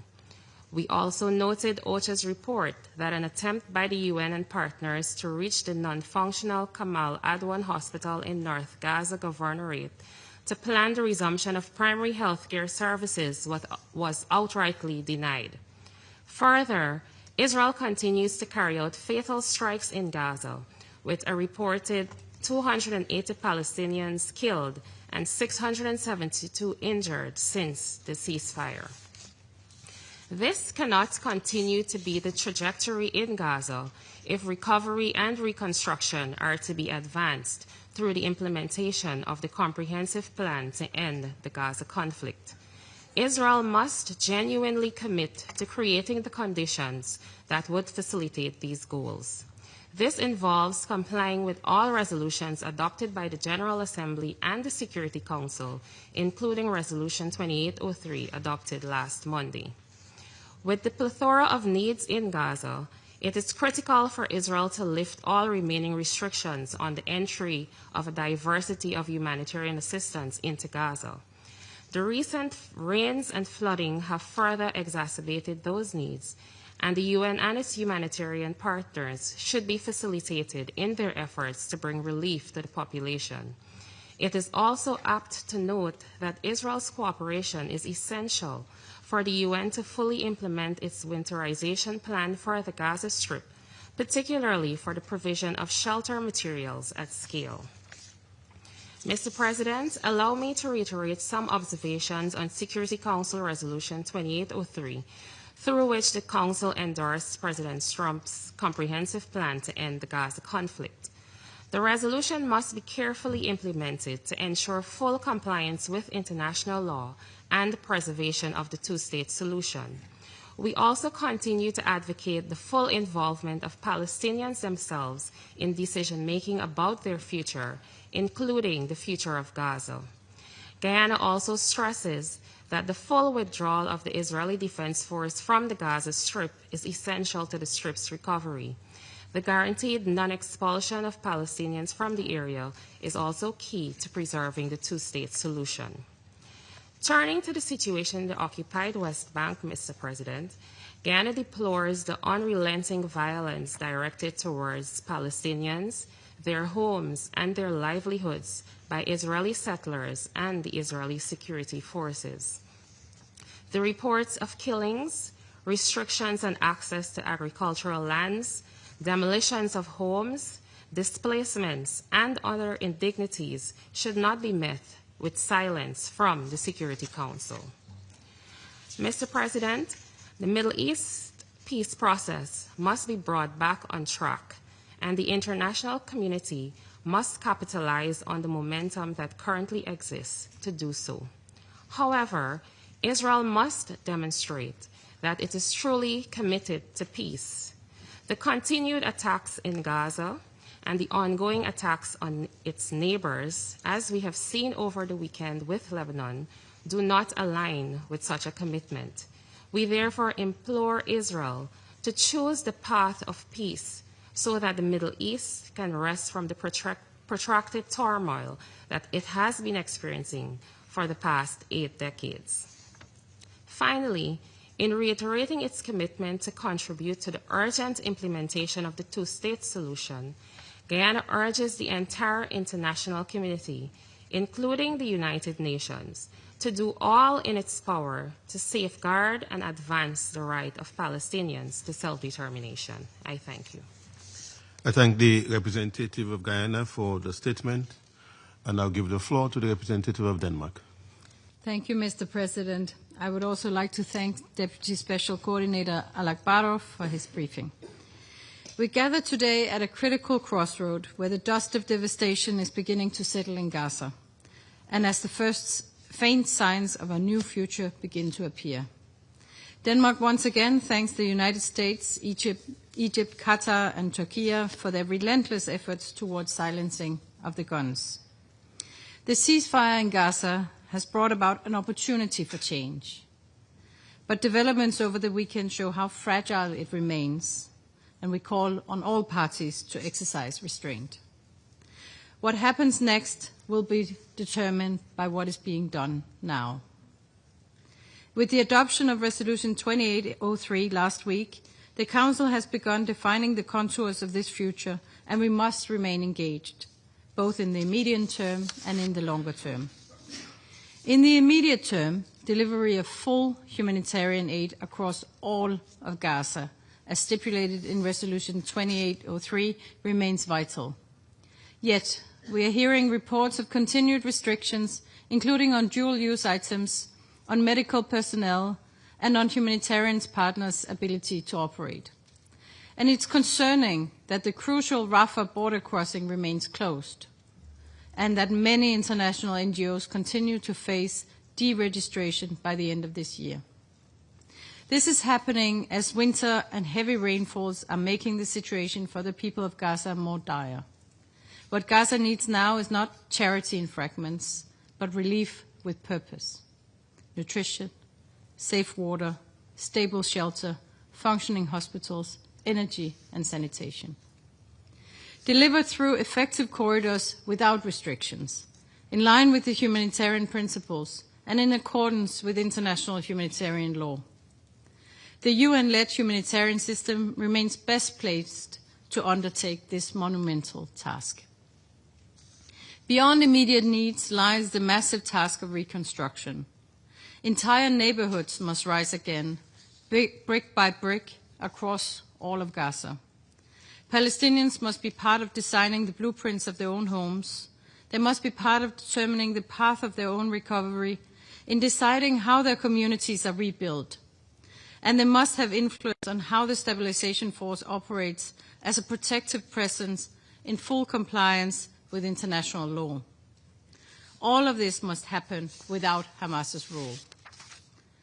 The Council should remain engaged and receive further clarity on the establishment of the Board of Peace and the International Stabilization Force, as well as the developments on the ground, including in the Civil-Military Coordination Center.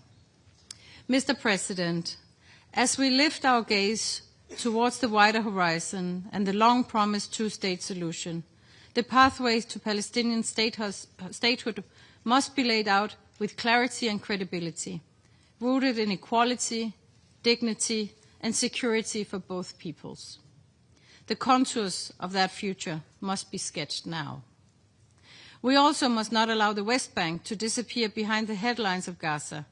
While attention has been turned elsewhere, the West Bank has faced devastating developments: settler violence, intimidation, the torching of homes, the seizure of farmland and destruction of crops, forcing families to flee their villages.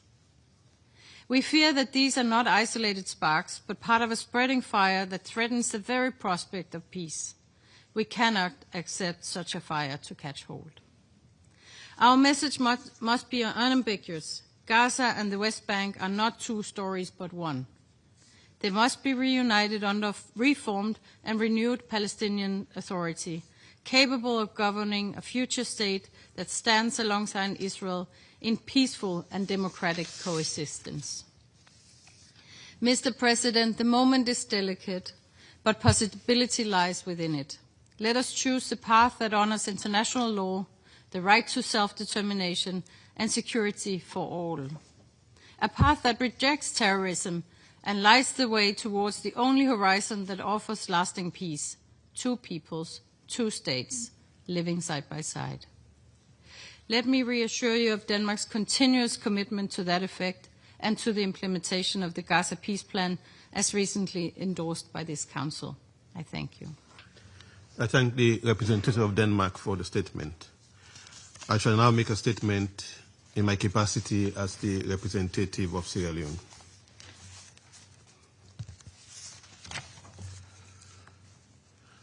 Colleagues, I thank Deputy Special Coordinator for the Middle East Peace Process, Mr. Ramiz Alakbarov, for his important briefing.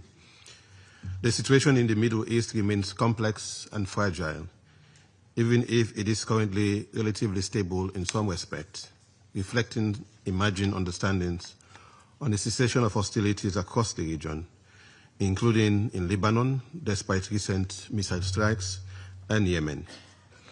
We also note positive development in Syria and the encouraging prospect for consolidating effort towards lasting peace in the country. In this statement, we will focus on the situation in the Middle East, occupied Palestinian territory. Since the Council adopted Resolution 2803, with a clear sense of urgency to maintain the ceasefire in Gaza and to implement a comprehensive plan to end the Gaza conflict, Sierra Leone has, in its explanation of vote of 17th November, already set out its understanding of the legal effects and parameters of the resolution. Today, Sierra Leone will therefore focus on what it means to implement this resolution in good faith. We do so against a sobering reality. 6 weeks into the ceasefire, Palestinian civilians continue to be killed and injured in Gaza. Continued missile and air strikes in the Strip, notwithstanding the declared cessation of hostilities, raises serious concerns about compliance with both the resolution and international humanitarian law. Implementing Resolution 2803 in good faith requires that the ceasefire be respected in fact and not only in words. We therefore call on the government of Israel to strictly uphold the ceasefire, exercise maximum restraint, and fully respect its obligations under international humanitarian law and human rights law, including the principles of distinction, proportionality, and precaution. Likewise, we demand that Hamas and all other armed groups cease immediately and unconditionally all acts which constitute a breach of the ceasefire and continues to endanger innocent lives. At the same time, development in occupied West Bank, including East Jerusalem, remain deeply troubling. Reports of continuing settlement expansion, settler violence, home demolitions, and land confiscation and movement restrictions, as well as other measures aimed at altering the demographic and territorial character of the occupied Palestinian territory, are contrary to international law and relevant UN resolutions. Occupation and annexation in whole or in part remain illegal under international law, and any attempt to entrench such practices undermine both regional stability and the viability of a two-state solution. Implementing Resolution 2803 in good faith therefore also requires that these continuing illegal practices in the West Bank cease, as they directly erode confidence and the prospect for a just and lasting peace. Resolution 2803 endorses the comprehensive plan and calls on all parties to implement it in its entirety, including maintenance of the ceasefire in good faith and without delay. It also establishes critical mechanisms to give practical effect to that plan, including the Board of Peace as a transitional administration with international legal personality and an international stabilization force to help secure and stabilize the situation in Gaza. Despite the urgency and needs of the civilian population in Gaza, the BOP has still not been appointed and operationalized. The terms of reference for the BOP are unknown, and Palestinian participation, including the Palestinian Authority, unclear, leaving a serious gap in governance, coordination, and oversight of the transitional arrangements foreseen in the resolution. Sierra Leone therefore calls for urgent designation and appointment of the BOP's leadership and members with broad-based regional and international support so that it can begin discharging its responsibilities without further delay, in line with the participation and aspirations of the people of Palestine. We likewise urge member states working with the BOP to take the necessary steps to establish and deploy the ISF as mandated by the Council.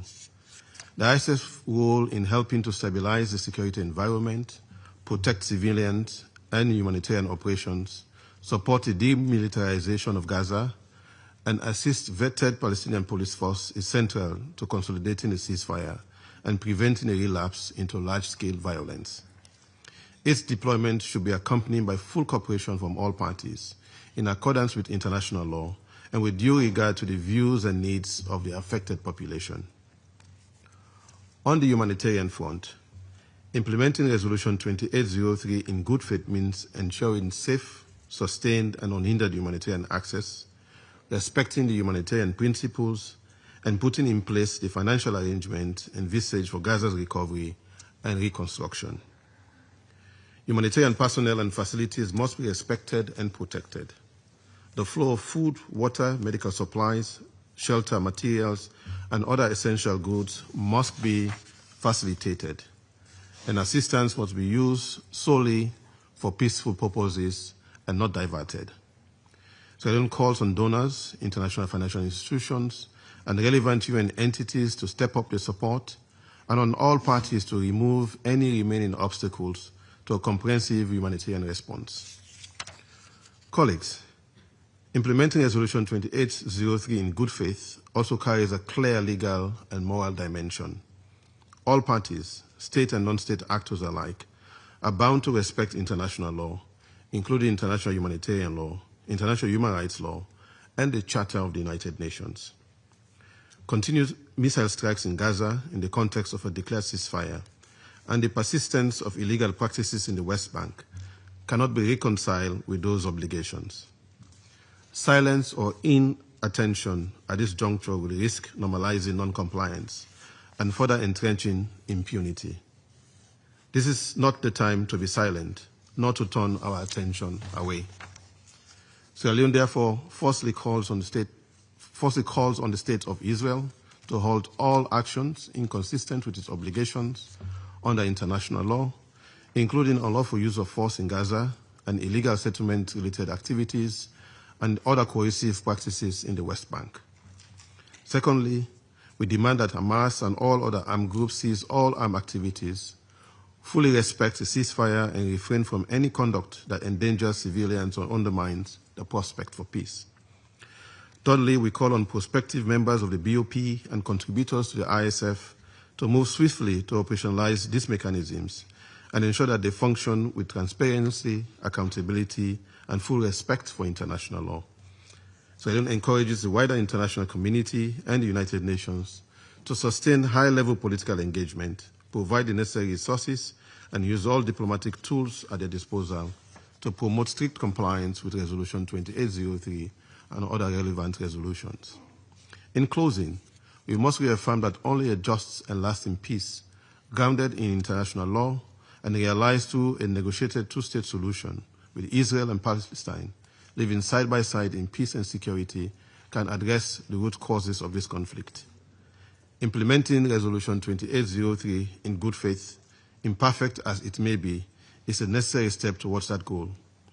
We owe it to those who have lost their lives, to those who continue to suffer in Gaza and the West Bank, and to future generations to ensure that the commitment under the comprehensive plan are translated into concrete, life-saving action on the ground in support of peace, stability, and security. I thank you. I resume my function as President of the Council. I would like to remind speakers to maintain appropriate standards of tone and content in their remarks and uphold the respect this chamber and the matter under consideration deserves. And I'll give the floor to the permanent observer of the Observer State of Palestine. Mr. President, allow me at the outset to thank you for convening this meeting and to commend your presidency for highlighting defense of international law. Allow me also to thank Deputy Special Coordinator, Mr.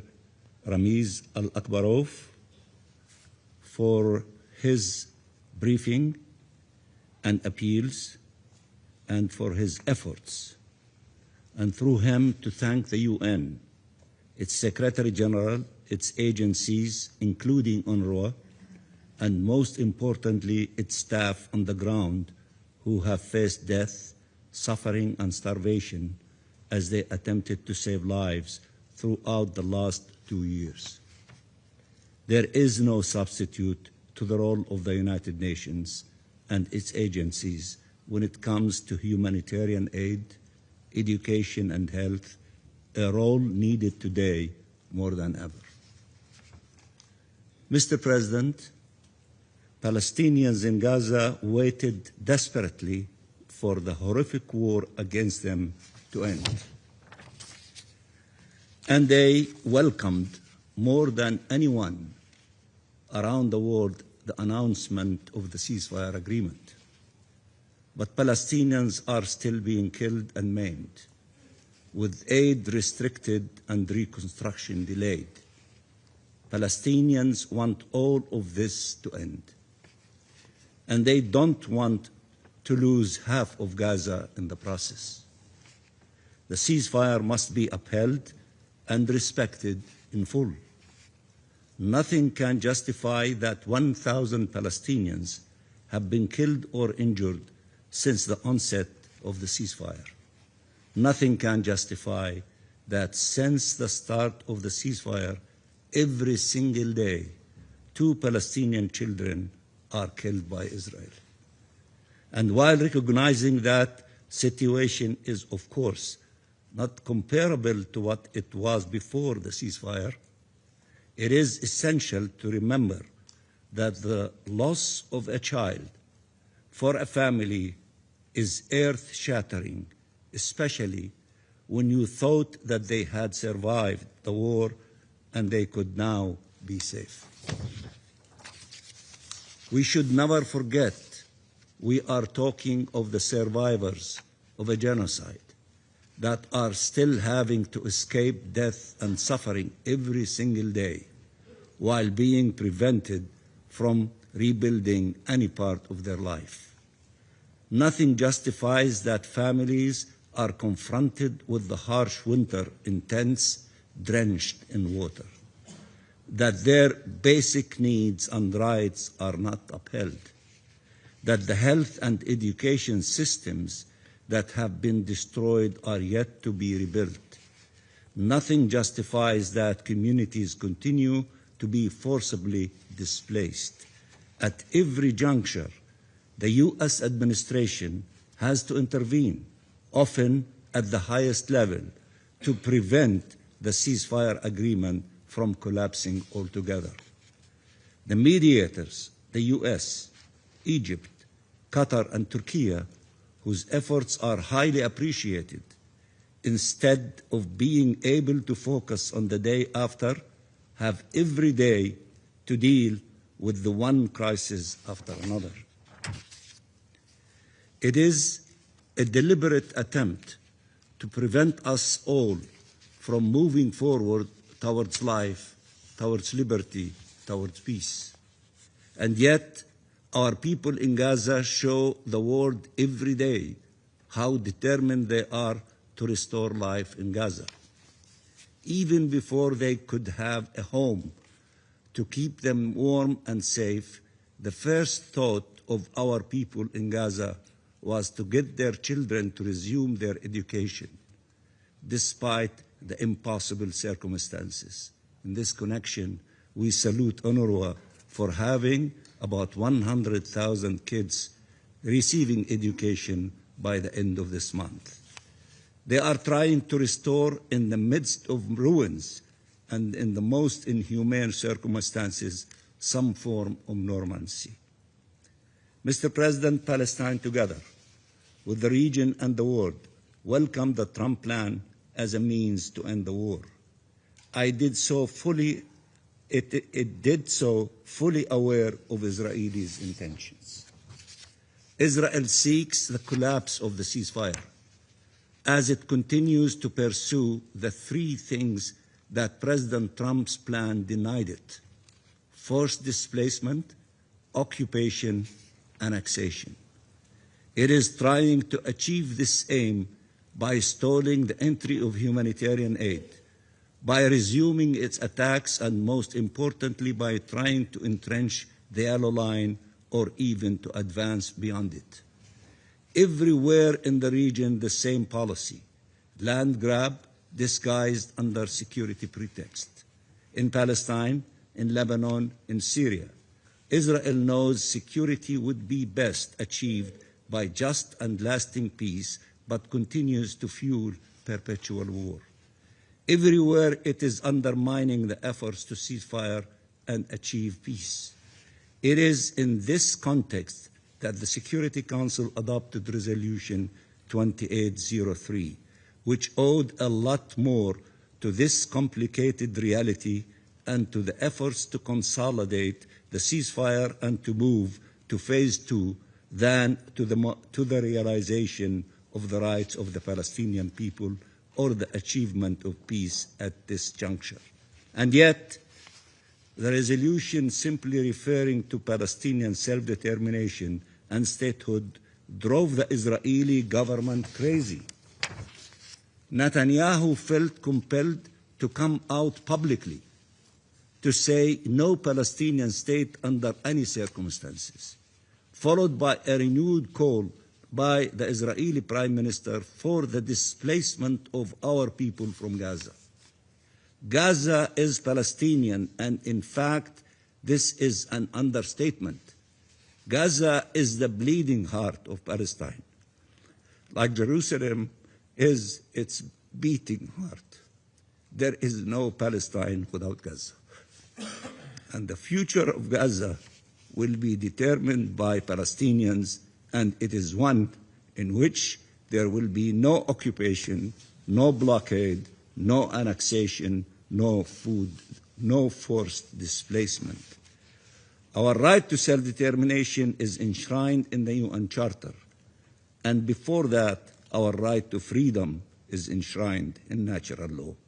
Nothing can alter this right, and our people will not renounce it.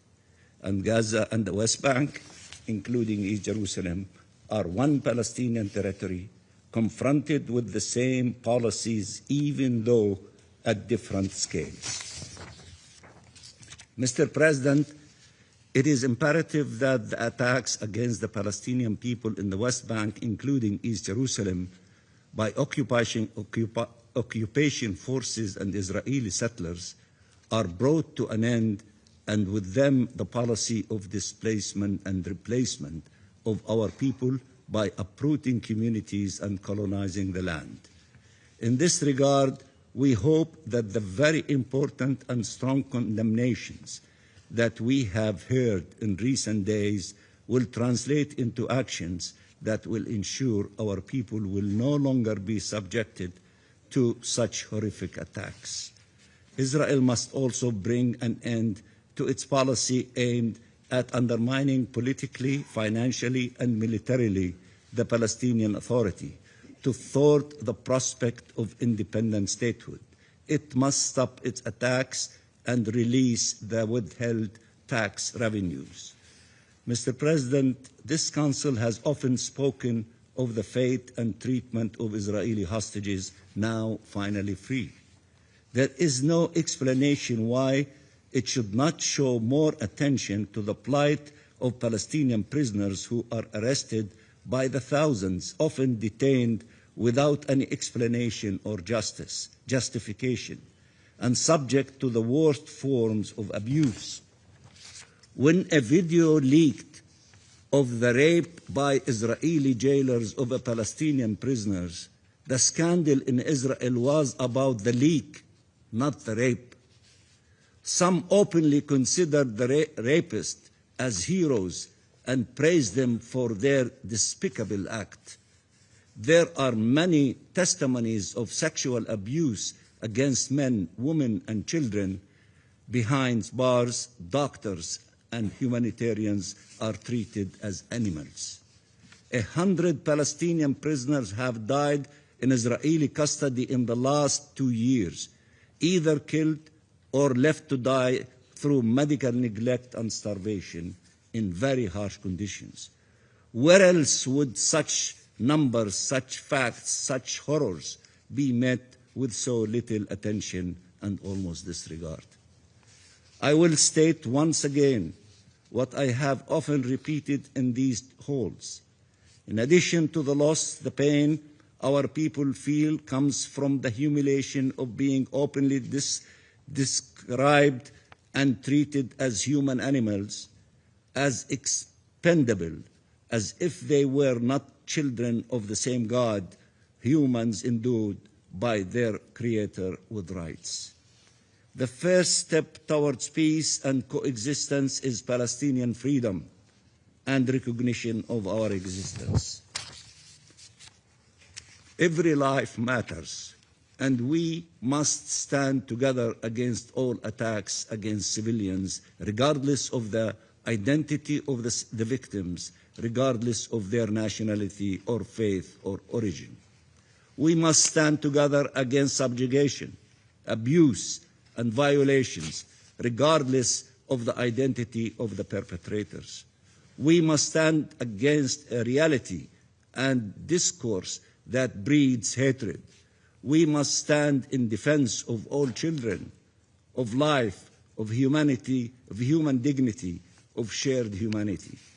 We must act for peace, and Palestine will observe its obligations and honor its commitments and must be empowered to do so.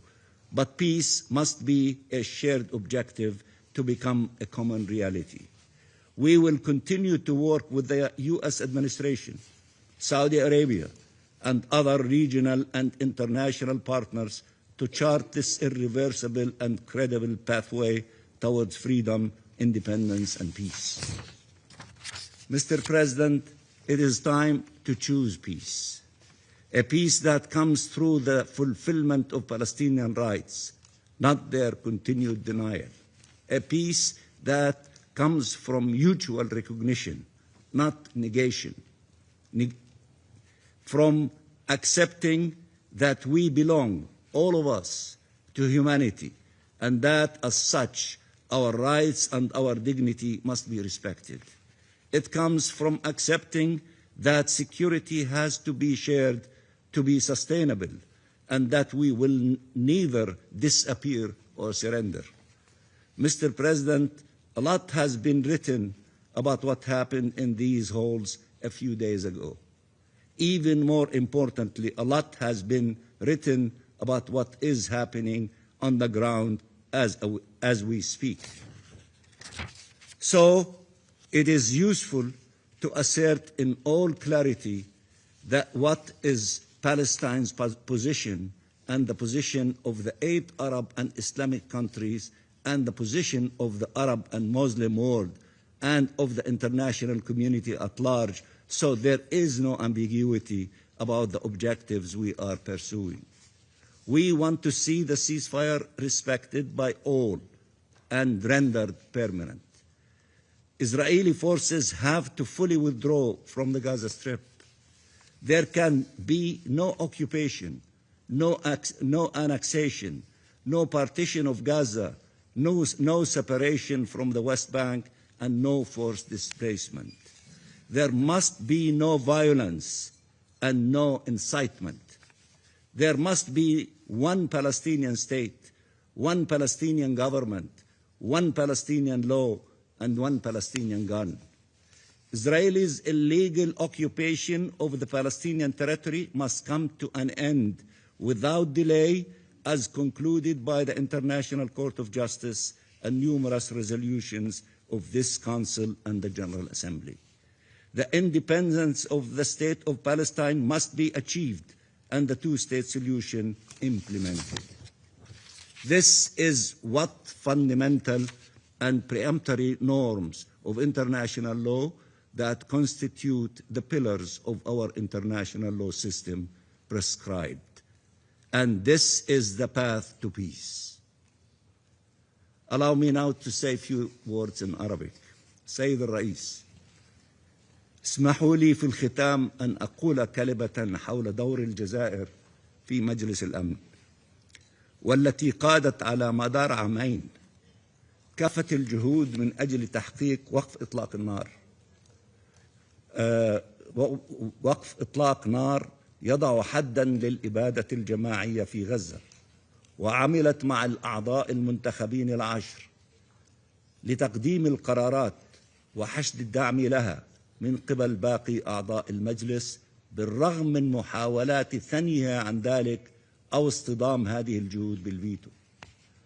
وبشأن القرار الأخير قامت الجزائر بتقديم باسم فلسطين والمجموعة العربية عدد من التعديلات الجوهرية تصون الحق الفلسطيني سويا مع صوماليا وبدعم من باكستان، وحازت هذه التعديلات على دعم واسع من أعضاء المجلس، وتم إدراج بعضها في النص وبعضها لم يتم إدراجه.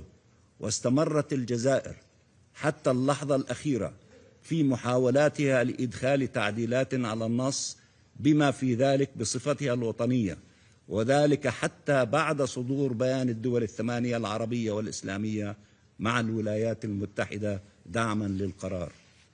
أما عن تصويتها فكان بإمكان الجزائر النأي بالنفس، وهذا القرار الأسهل، ولكنها اختارت أن تتماشى مع مطلب الوسطاء، والذين قالوا بكل وضوح أنه في نظرهم صدور قرار من مجلس الأمن ضروري أمام إمكانيات انهيار وقف إطلاق النار، وهذا ما أدى إلى موقف موحد للدول الثمانية ولفلسطين والجزائر، خاصة وأن الجزائر تجلس في مجلس الأمن كممثل للمجموعة العربية.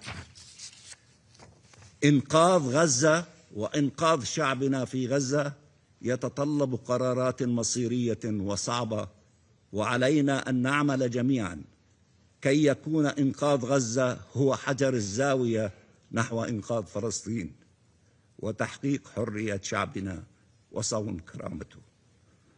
كلنا نعرف المخاطر والمخططات التي تحاك لنا، وتتطلب هذه المرحلة منا جميعا رص الصفوف واتخاذ قرارات شجاعة من شأنها إفشال هذه المخططات وضمان تحرير الأرض والشعب وتحقيق السلام العادل والشامل وفقا لقرارات الشرعية الدولية لا قانون الغاب. تحيا غزة وتحيا فلسطين. نحن طلاب حرية وحياة، ومن حقنا أن ننعم بكلاهما لا أن نختار أحدهما، فشعبنا ضحى بما فيه الكفاية، ومن حقه أن يحيا بحرية وكرامة على أرضه وأرض أجداده فلسطين. شكرا سيد الرئيس. I thank the permanent observer of the Observer State of Palestine for the statement. I now give the floor to the representative of Israel. Thank you, Mr. President. First, I would like to thank the Deputy Special Coordinator, Mr. Ramiz Al-Bakrav, for his briefing. Mr. President, Israel welcomes the comprehensive plan to end the Gaza conflict. We thank the United States of America and President Trump for pushing this process forward with moral clarity, conviction, and courage.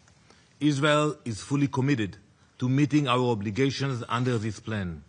We have facilitated hundreds of humanitarian aid trucks entering Gaza each day, more than 800 trucks a day in the last week.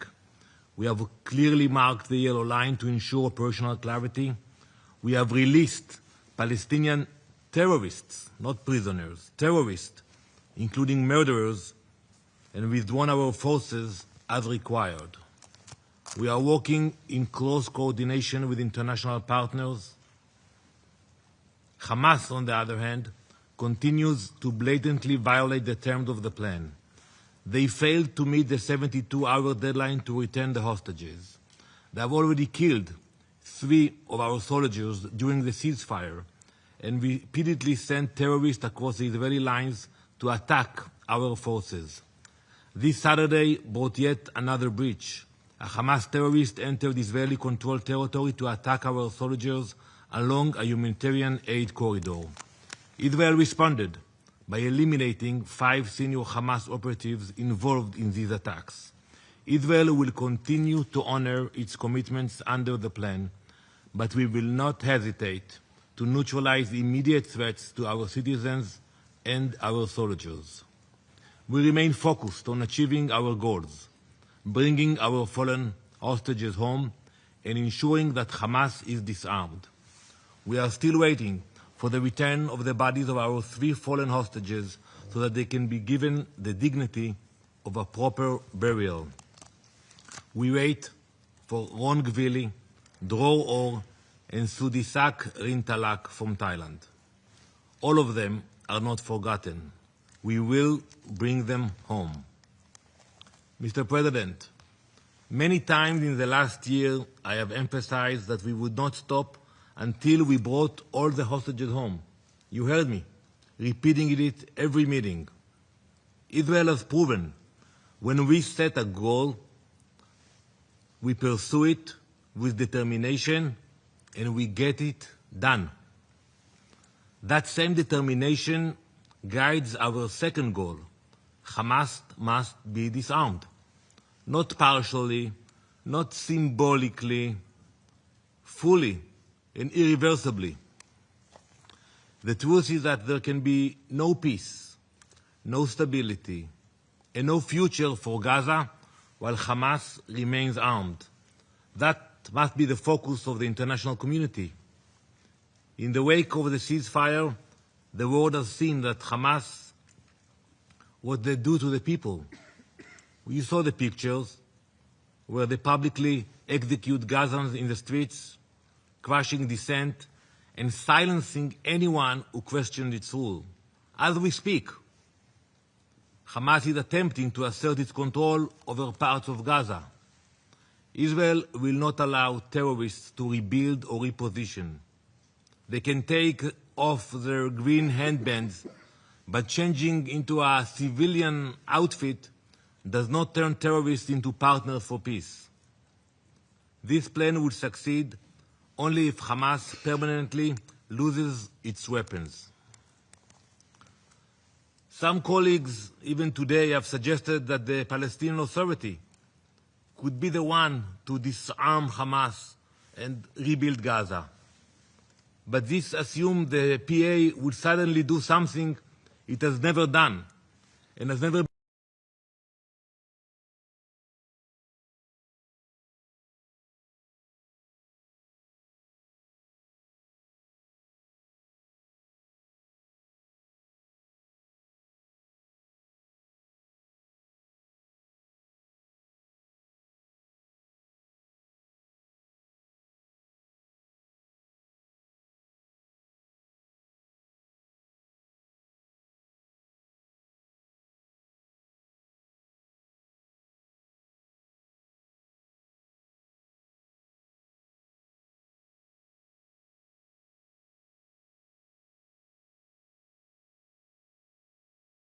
has proven incapable of confronting radicals. Terror groups operate openly.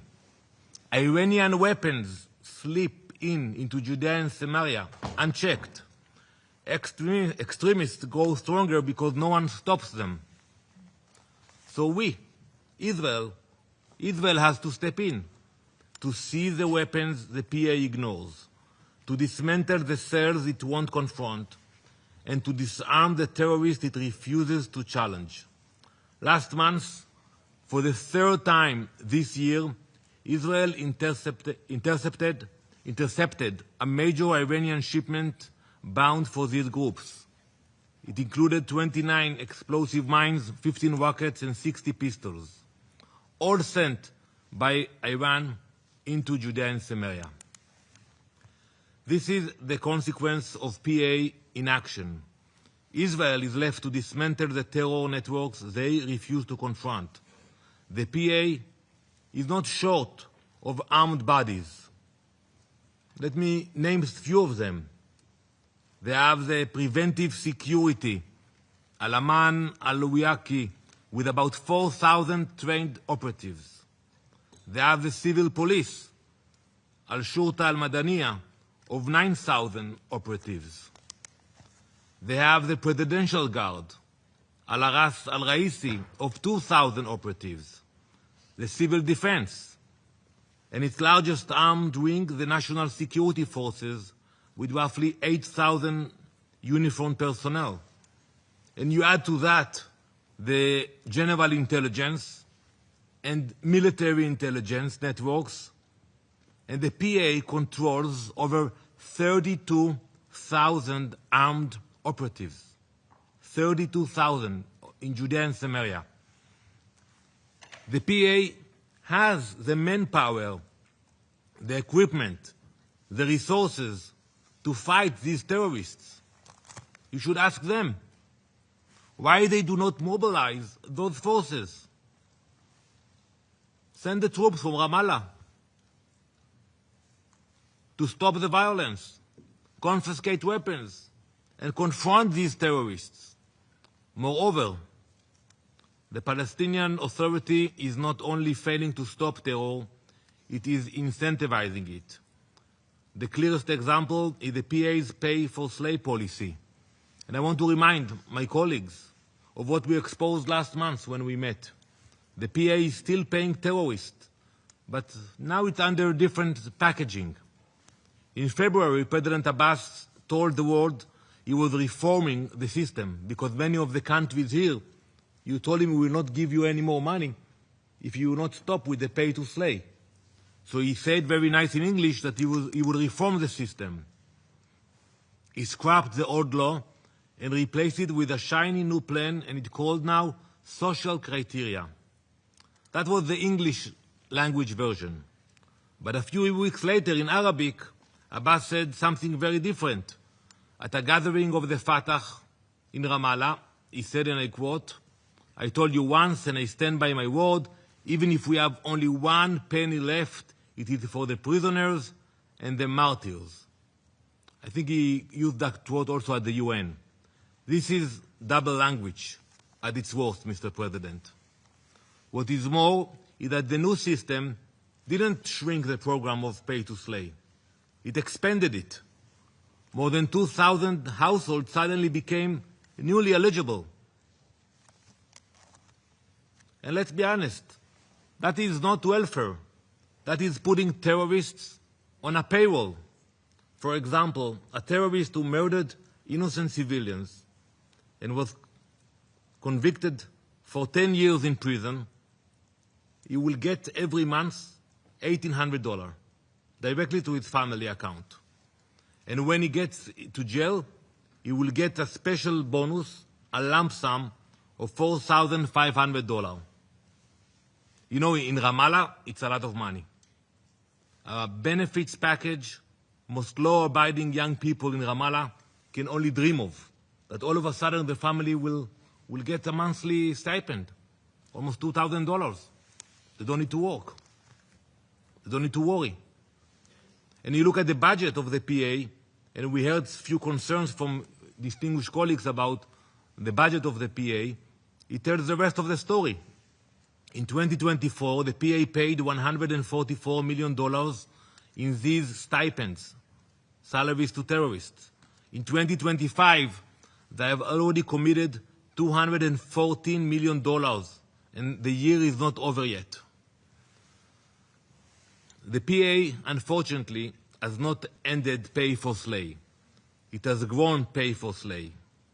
Abbas has now dismissed his finance minister in an attempt to blame one person for a system he himself protects. But we are not fooled. They can replace a minister, but they cannot replace the facts. You cannot fight terror. You cannot disarm terror while you pay for it. Mr. Mansour, it is time to end pay for slay now, once and for all. Mr. President, this week we mark 78 years since the UN proposed the partition plan of 29 November 1947. The proposal divided the land between Jews and Arabs so both could live side by side. Israel accepted it. We said yes. The local Arab leadership rejected it and instead declared war on Israel 78 years ago. That choice became a pattern. Whenever a real opportunity for peace appeared, we moved forward, but the Palestinian leadership stepped back. In the Oslo years, Israel recognized the Palestinian leadership and negotiated directly with them. At Camp David and Taba, Israel entered serious talks. In 2008, Israel tabled a detailed plan on all issues. Each was an opportunity for peace, and each was missed. Mr. President, a leadership that refuses to disarm terrorists and continues to reward them is not building peace. Today, almost 78 years after the General Assembly's vote of 29 November 1947, Hamas and other terrorist groups are trying to set the tone and dominate the region. Israel will not let that happen. We will safeguard our security and move forward with reliable and moderate partners. Thank you, Mr. President. I thank the representative of Israel for the statement. There are no more names inscribed on the list of speakers. The meeting is adjourned.